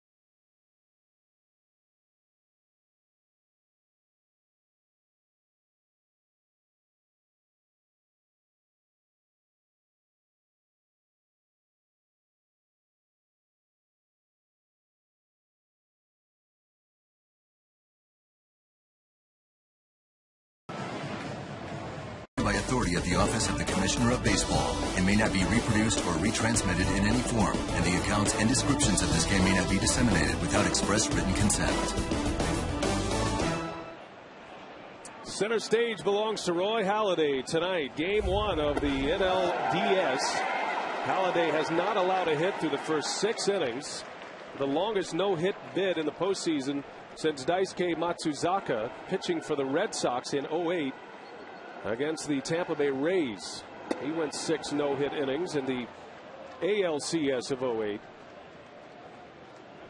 Seeing this, what makes him so tough. He starts off the inning with a real slow curveball for a called strike, and then he busts Cabrera right in on his belt buckle to keep him honest and keep him off the outside part of the plate. It's not that he just has good location, folks. It's not that he just has a good changeup.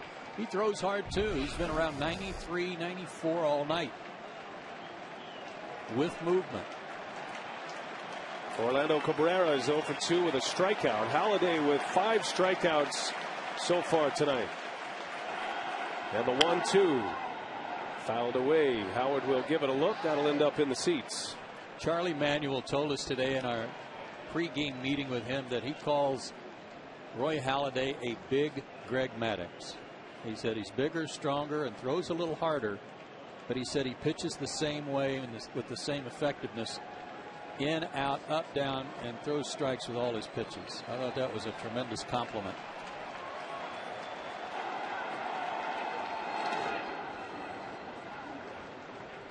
No, Halladay drastically changed his pitching style. As a member of the Toronto Blue Jays, he was up in the late 90s. Actually, his first major league game, he took a no-hitter into the 9th inning, but that was by a pitcher who threw over the top. Halladay had to go back to the minor leagues in 01 and develop what you're seeing here today. More hunched over, hiding pitches, throwing the splitter, the hard curve, the changeup, the fastball that moves in different directions. Because over the top, he couldn't keep that consistency, couldn't stay on top of the baseball. It was actually Buck Martinez, our colleague, who was the manager of the Blue Jays at the time. He and Mark Connor shipped Halladay down to Dunedin, where he could work on this new pitching style. And it was really Mel Queen. Mel Queen, yeah. Mel Queen who got Halladay to the release point where he's at now, the 3/4 release point. A 3-2 count. And a bouncer out to Utley. Got it. Only his 3rd 3-ball count of the night. And now let's look at tonight's BlackBerry Torch Stat Summary. As you see, the Cincinnati Reds, or some of the Reds, and the on-base percentage leaders. Joey Votto, 424. #1 in the league. Votto hit .324 this year, 2nd best batting average in the National League. He was 3rd in home runs, and he was 3rd in runs batted in. And for a good part of the summer, he was putting up a serious challenge to a triple crown in the National League. Votto stepped out on him. Not a bad idea to try to break his rhythm a little bit. Votto, a couple of ground outs against Halladay tonight. Strike. Roy Halladay's not finished reinventing himself either, Brian, because when he came to the Phillies, Rich Doobie suggested he change his grip on his changeup and went to the split finger grip on his change, and that's helped him. Well, you can't blame Votto at this point. No, don't blame him at all. Anything it takes to try to disrupt this rhythm of Roy Halladay, which will only rev up these fanatic fans here in Philadelphia.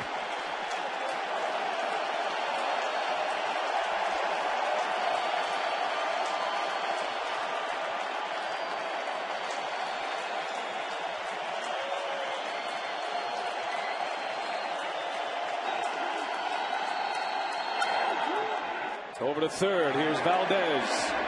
In time, 2 away in the 7th inning. And the ground balls keep coming from all different angles, all different types of pitches.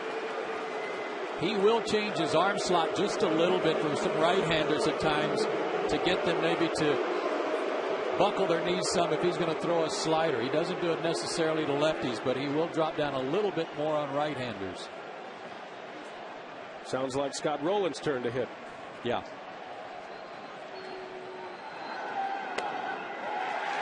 Strike one all night. Rowland has struck out twice. Argued a call in the 5th inning.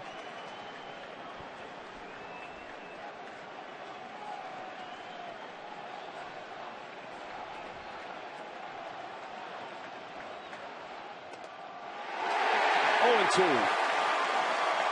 got a high strike call. 19 out of 22 first pitch strikes.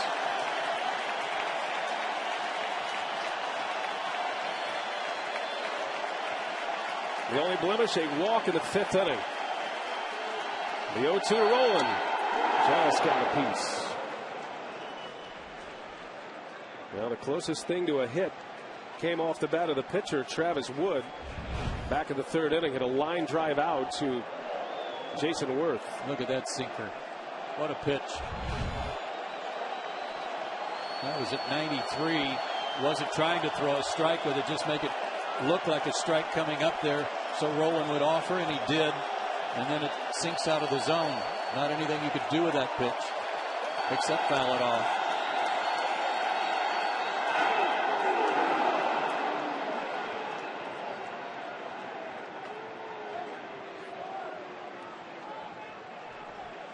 I want to show you something here. Right there. See the glove on the ground? That's what Ruiz wanted. He wanted him to bounce it, and he did exactly what his catcher wanted. See what he has in mind here. Ball and 2 strikes on Rowland. And they'll ask if he went. No, he didn't. Bruce Dreckman says he checked his swing.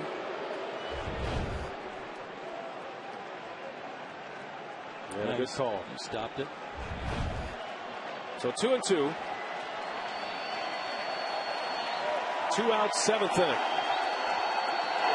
Got it. Roy Halladay, 7 no-hit innings.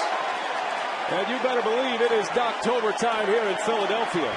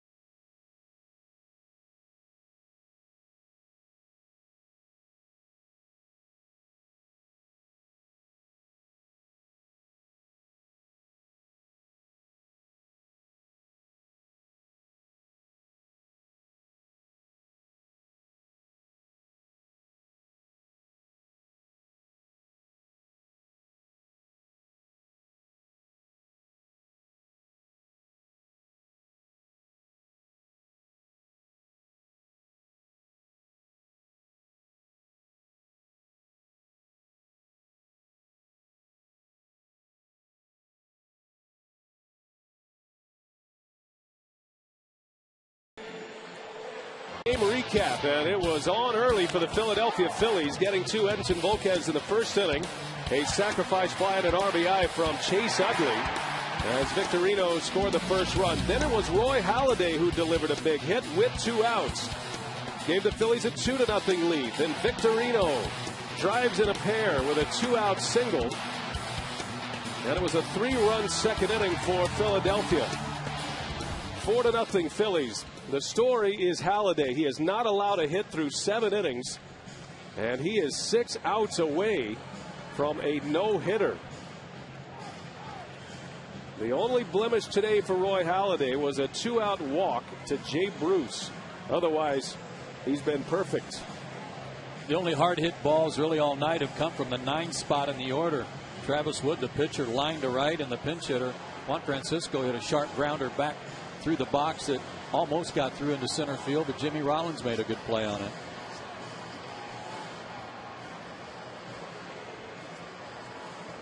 Travis Wood, by the way, did a great job coming in the second inning with runners aboard, getting out of that, and then blanking the Phillies over the next 3 innings. 3 1/3 innings of 1-hit shutout ball. Now Volquez, an inning and 2/3, struggled here tonight in his first start in the postseason. Dusty Baker wanted to go with the power. He wanted to go with the plus stuff of Edinson Volquez against these Philadelphia Phillies. And it did not work out well for Baker and the Reds at this point. But Wood and Andrusek have kept the Reds in the game somewhat.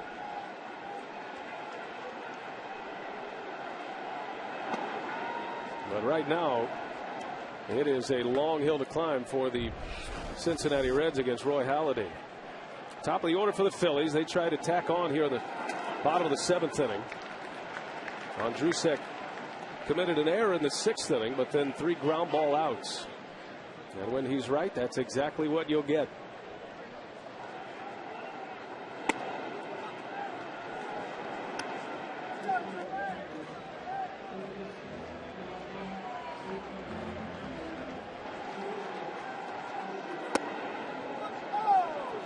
Well, Cincinnati feels very strongly about their young pitching. You've seen Wood tonight, Logan Andrusek, a couple of rookies.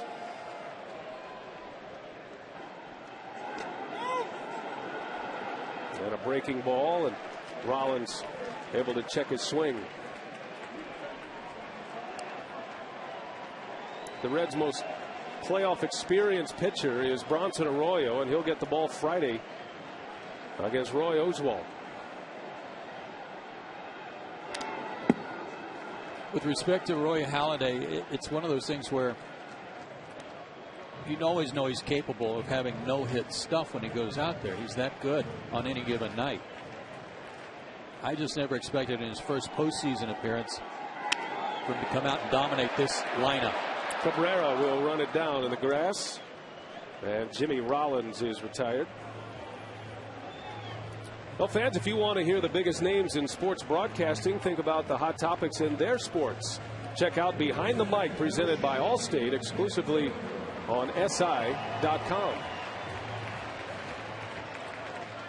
Over 46,000 on hand tonight at Citizens Bank Park as we kick off the 2010 postseason. Rangers beating the Tampa Bay Rays earlier today. Cliff Lee, a Philly last year and a star in the postseason for the Philadelphia Phillies, picked up the win for Texas earlier today. And in the middle game of our triple header, it's Roy Halladay.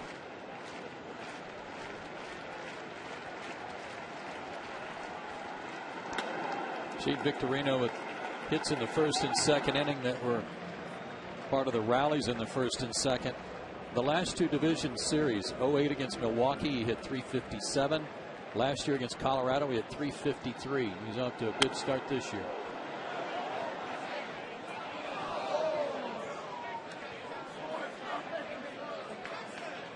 Now Victorino with that 1-out double in the first inning quickly stole third base, and that kind of set the table for the night, at least in the early going, as Victorino takes a strike. And it was a long battle between Victorino and Edinson Volquez in the second inning. won by Victorino with that 2-out RBI single. Drove in a pair of runs.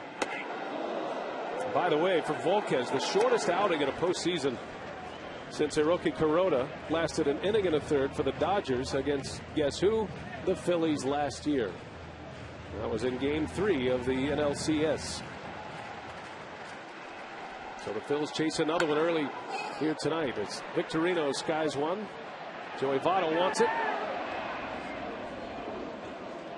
Almost squeezed it out. But the bullpen for the Reds has done exactly what it needed to do, and that's hold the Phillies off, hoping the offense could come back and mount a charge against Halladay. He just hasn't cooperated. Well, with Chase Utley coming up, a lefty, Dusty Baker will go to another left-hander in that bullpen. Bill Bray loosening. And we'll have a pitching change here. So 2 outs in the Philadelphia 7th. 4-0 Phillies. Will set up Bill Bray when we come back.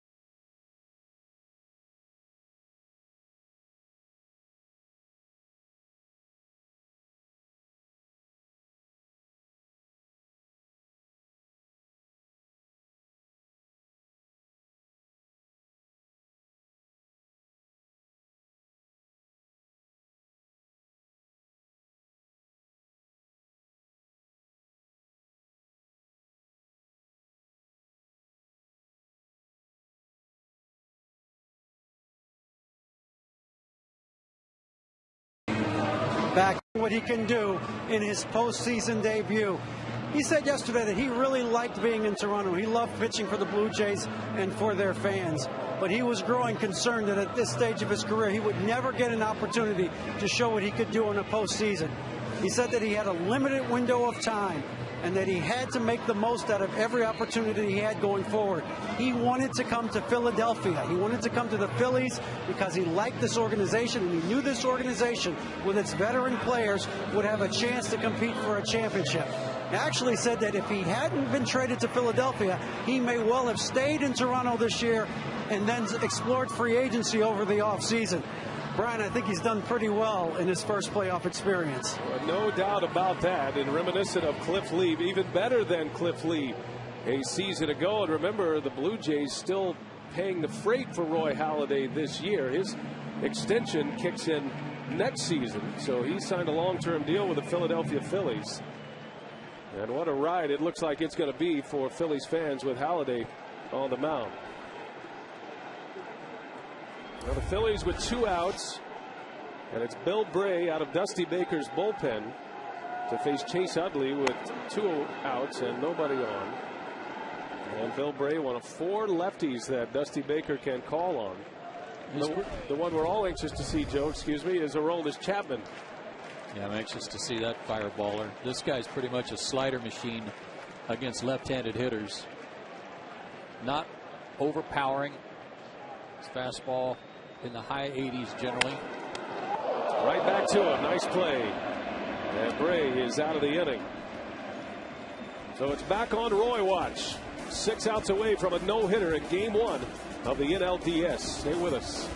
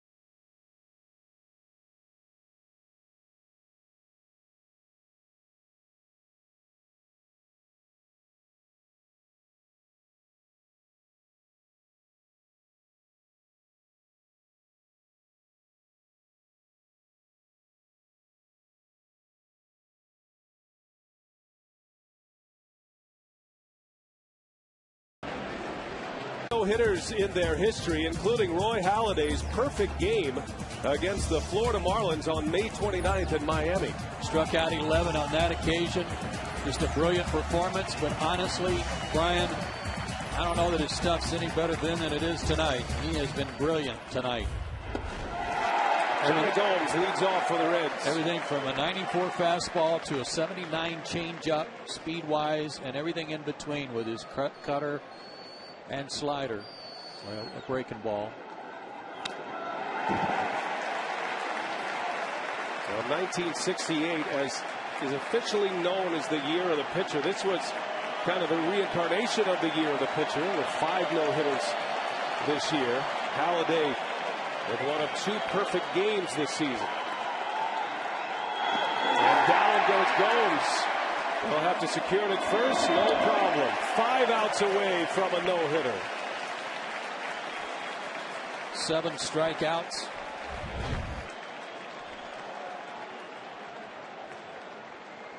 Big breaking ball there, got him. And he's had 9 0-2 counts tonight, Brian. That is just dominating. Unbelievable. Here's Jay Bruce, the only base runner of the night against Roy Halladay. He walked back in the 5th. Halladay's got it. 4 outs away.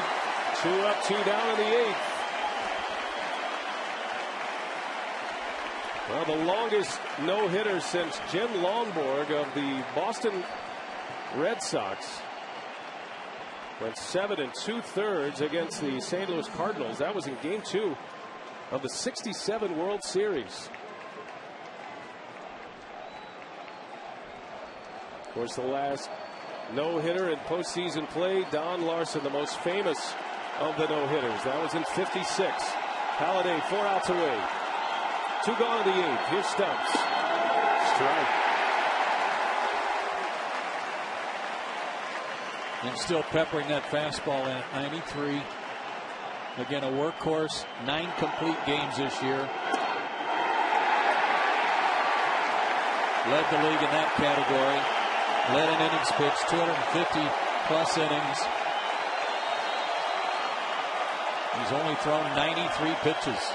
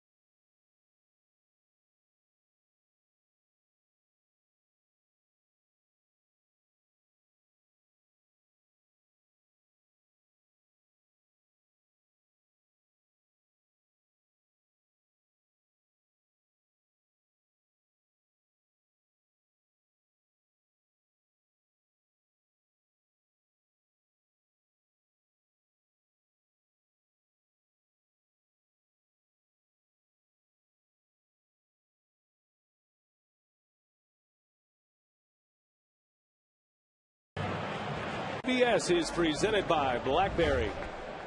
And if you're just joining us, you're here at just the right time. Roy Halladay, 8 no-hit innings. We'd love to show you Roy Halladay in the dugout, but talk about being iced. He ices himself. He goes underneath into the clubhouse. That's his normal routine, though. Yeah. He makes it easy on the rest of the players. He may be working out.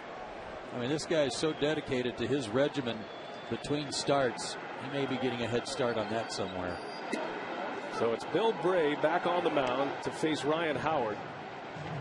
Yeah, the right-hander next in Jason Worth, then the lefty Ibanez. And one would speculate if Dusty Baker wants to, with the day off tomorrow, get some of these young pitchers in a game, we might see Aroldis Chapman to face Raul Ibanez. We'll have to wait and see. Now, Dusty normally doesn't like to use Chapman in the middle of an inning. Likes him to start an inning. But Dusty Baker told us earlier today he would love to get him out there as soon as possible to get his first taste of the postseason. Well, their bullpen has done a terrific job so far. Wood, Ondrusik, and Bill Bray got one out last inning.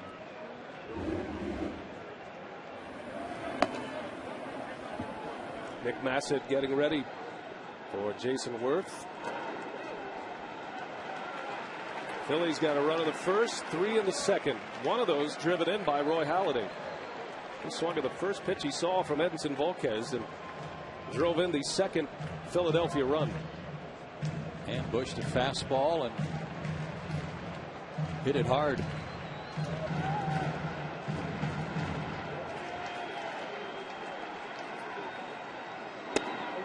Got him.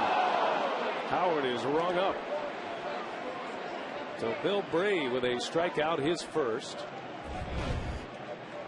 With the lead and with what's going on, not too much of an argument from Ryan Howard, but he thought that was inside. Looked like a good call from John Hirschbeck, and it was. And after that strikeout, Bill Bray will stay.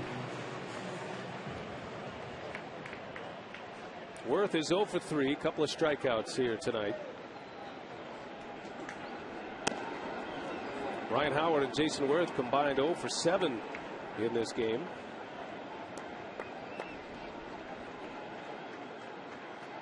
The Phillies have had just one base runner since the 4th inning. And that was on an error by Ondrusik. As Bruce makes the catch. 2 outs, 2 up, 2 down for Bray. And now let's take a look at tonight's Nissan game summary.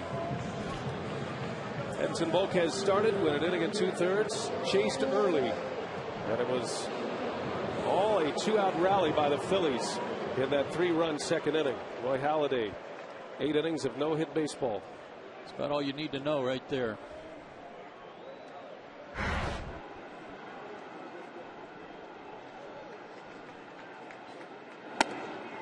And he's doing it against the best hitting team in the National League in terms of the numbers this year.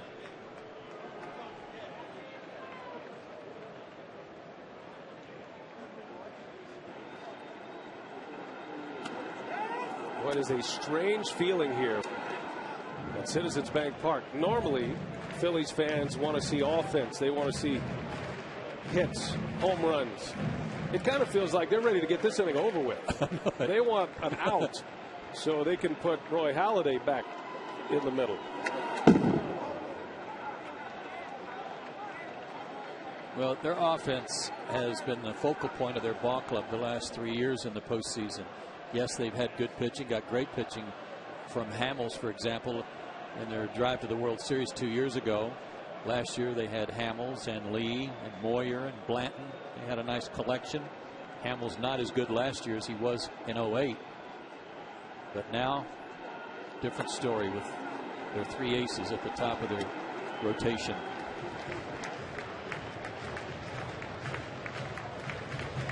Oswalt and Hamels having a good time over there.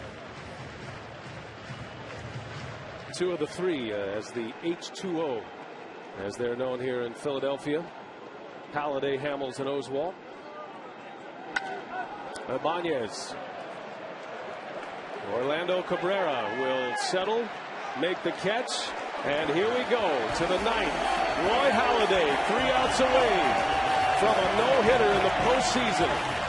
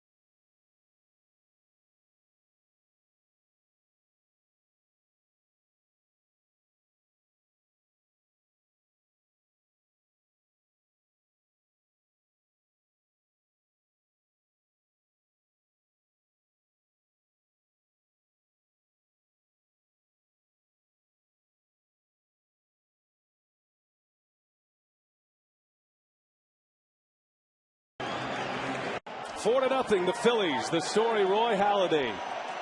And history on the line here in Philadelphia. All zeros. 8 no-hit innings for Halladay at his first postseason start. Don Larson, he's looking for some company here tonight. Game 5 of the 56 World Series through the perfect game, beating the Brooklyn Dodgers. Strike one. That has been the story all night for Halladay as he gets ahead of Ramon Hernandez in the ninth. Big shocker there, getting ahead in the count. Only 3 3-ball counts all night. In the air. Chase Utley.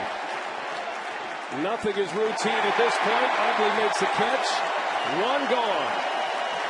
The only thing standing right now between Halladay and another perfect game was a walk back in the 5th inning.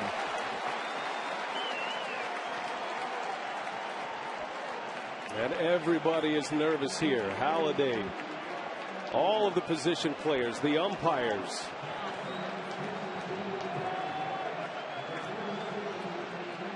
With the pitcher spot coming up, Dusty Baker will send Miguel Cairo, a Philly last year, to the plate to pinch hit.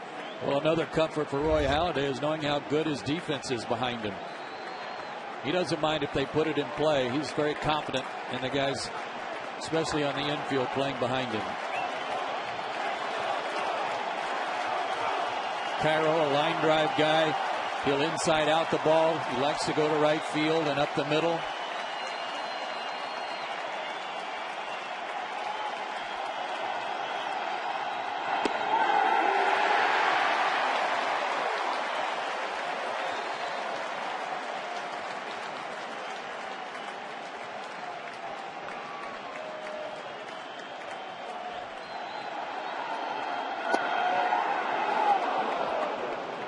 Well, the history of Major League Baseball, there have been 4 pitchers to throw 2 no-hitters in the same season, at least 2. Nolan Ryan is the last, 1973 with the Angels. Strike. 1-2 on Cairo. He's had perfect control of all his pitches tonight against the best hitting team in the National League, and he has dazzled them.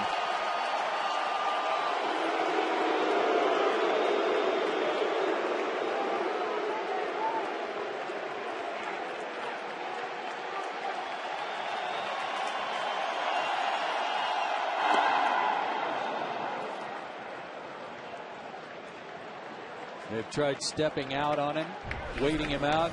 Nothing has thrown Roy Halladay off his game tonight. Pitch number 100 on the way from Halladay.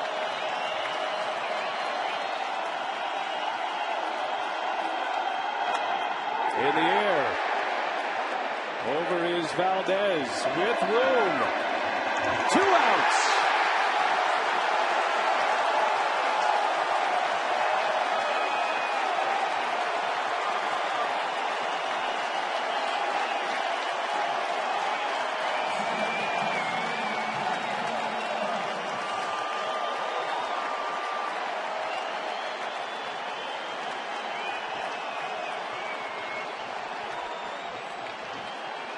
The Reds' last hope, Brandon Phillips. And one more piece to the puzzle for Roy Halladay. And he's a first pitch ambush hitter if he delivers a fastball strike. Gave him a fastball. Phillips took it. Probably the best pitch he will get to hit this at bat.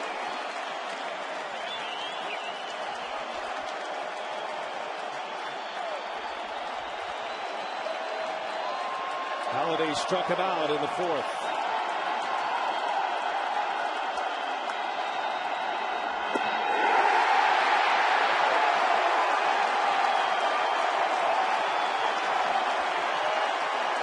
Can't even begin to tell you how loud it is here, folks.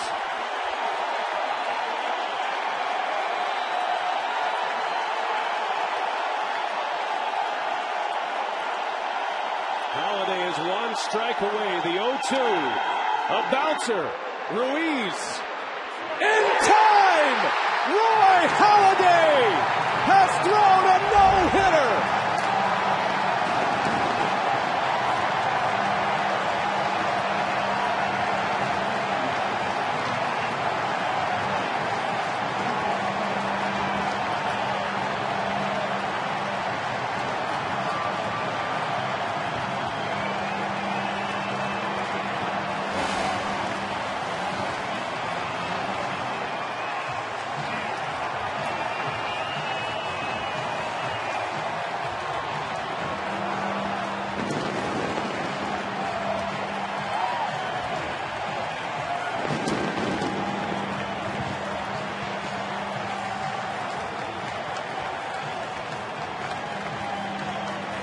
The ace of aces, Roy Halladay, postseason no-hitter. The first since 1956, Don Larson of the Yankees. He's got company now after 11 years waiting for a postseason start. He gets it tonight, and he delivers his best start of his career. A no-hitter in the playoffs for Roy Halladay. What a moment here in Philadelphia. Well, welcome to the postseason, Roy. And the last out, even though it was only about a 7 or 8 footer, was a tricky one. A masterpiece. An absolute masterpiece here in Philadelphia. 1 walk. It was a Jay Bruce 2-out walk. The difference between a perfect game for Roy Halladay. We send it down to David Aldridge. Roy Halladay, this was an interesting way to make your postseason debut. What wasn't working? I mean, it looked like everything was working tonight. Yeah, I felt like we got in a groove early. Carlos has been great all year, but he helps me get in a rhythm. Throwing a lot of pitches for strikes, getting ahead, and then later in the game, mixed pitches well, mixed speeds well. He's done a great job for me. Just trying to be aggressive. The last out of the game, obviously your emotions are in there. You're trying to win the playoff game, obviously. But what'd you do there? Well, yeah, it's winning the game comes first and foremost, and in atmospheres like this, it's easy to focus on that. And it's been a great place to play all year, and looking forward to continuing here. You said that you wanted to come here because this team had an opportunity to compete for a championship. What is the emotion going through your mind right now? This is what you come here for. It's a good team. They know how to win, and you come in, you try and chip in, be a part of it, and it's been a great year. It's been a fun year, and like I said, we obviously have a ways to go, but it's a veteran team that knows how to win. I can't say enough about them. Robin Roberts was the last 20-game right-handed winner for this team. He wanted to meet you before he passed away. You're now part of that legacy. Don Larson, the last pitcher to throw a no-hitter in the postseason. What are your feelings about joining that group? It's surreal. I mean, it really is. I just wanted to pitch in the postseason. And, to be able to go out and have a game like that, it's a dream come true. Pretty good year for you so far. Congratulations, Roy. Thank you. Appreciate it. Back to you, Brian. Well, Joe, the calmest guy in the ballpark is the guy who just threw a no-hitter in the postseason, Roy Halladay. He's still in command. Yeah, I bet if you took his pulse even in the ninth inning, it was under the radar. Just magnificent. But again, even the last out, that ball rolled out in front of the plate and actually hit the bat that Brandon Phillips had laid down.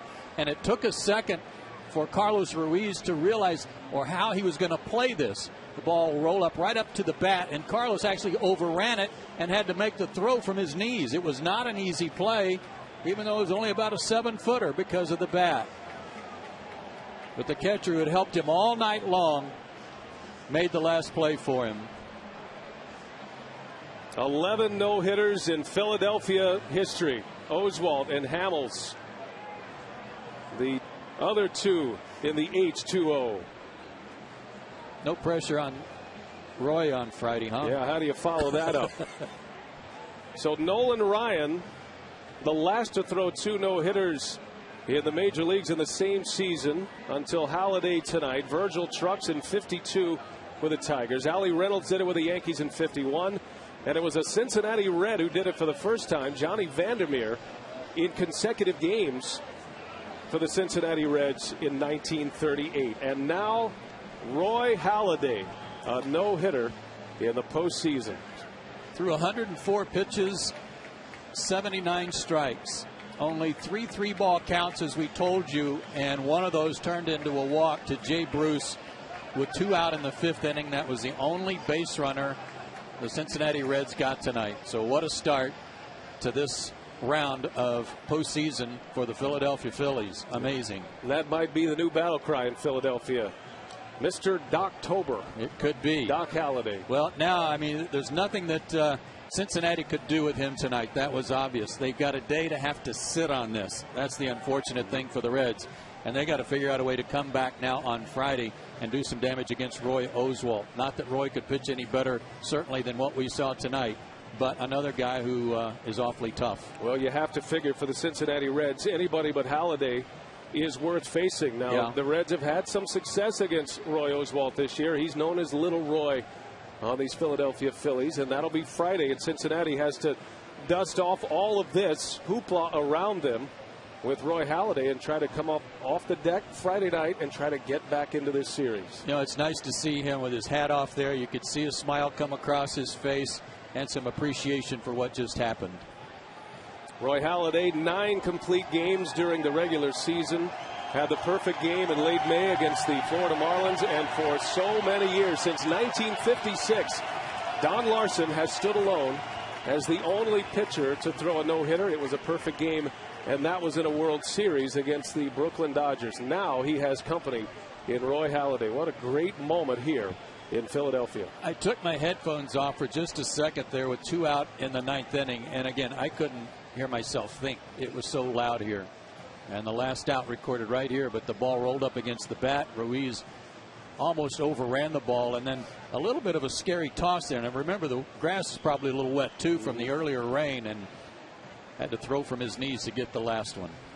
And the official score, the happiest man in the ballpark that out was recorded. That would have been a very tough call, hit or error, as that ball rolls up against the bat. Ruiz has to go to his knees. Very interesting. Didn't have to worry about that as the play was made, but what a start for this matchup between two teams that are very offensive minded, but certainly have the pitching to go with it on both sides. And Halladay, look at the fans quiet down. They weren't sure either. There they go. And again, really the hardest hit ball of the night came in the 3rd inning with 2 outs by the pitcher at the plate, Travis Wood. He hit a line drive bullet to right field. Jason Worth made the catch, somewhat routine. But, you know, usually in a no-hitter, Joe, you have a great play here or there that preserves the no-hitter, but I think that's a testament to the stuff of Roy Halladay and how dominant he was here tonight. And usually those plays are made, Brian, because there's a hard hit ball somewhere, and you got to have an outfielder make a diving catch or an infielder go in the hole to knock down a ball and then throw somebody out. There just weren't any tonight. That's how dominating he was, how impressive he was tonight. Francisco hit the ball sharply right back over the top of the mound. I think the mound may have slowed that one down a little bit, that allowed Rollins to get to it. Good play by Jimmy, but that was the only real tester all night long. And Halladay's last start of the regular season, threw a complete game 2-hitter. He shut out the Washington Nationals. 8 days of rest, he comes back. You're wondering about his command. You're wondering about his stuff, his nerves with his first postseason game. And it was a walk in the park tonight for Roy Halladay as he throws a no-hitter, the first no-hitter in the postseason since Don Larson. What a way to get it started.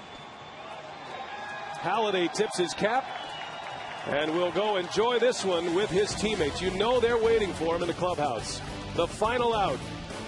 The 27th out, the toughest to get sometimes. The play by Ruiz and a no-hitter for Doc.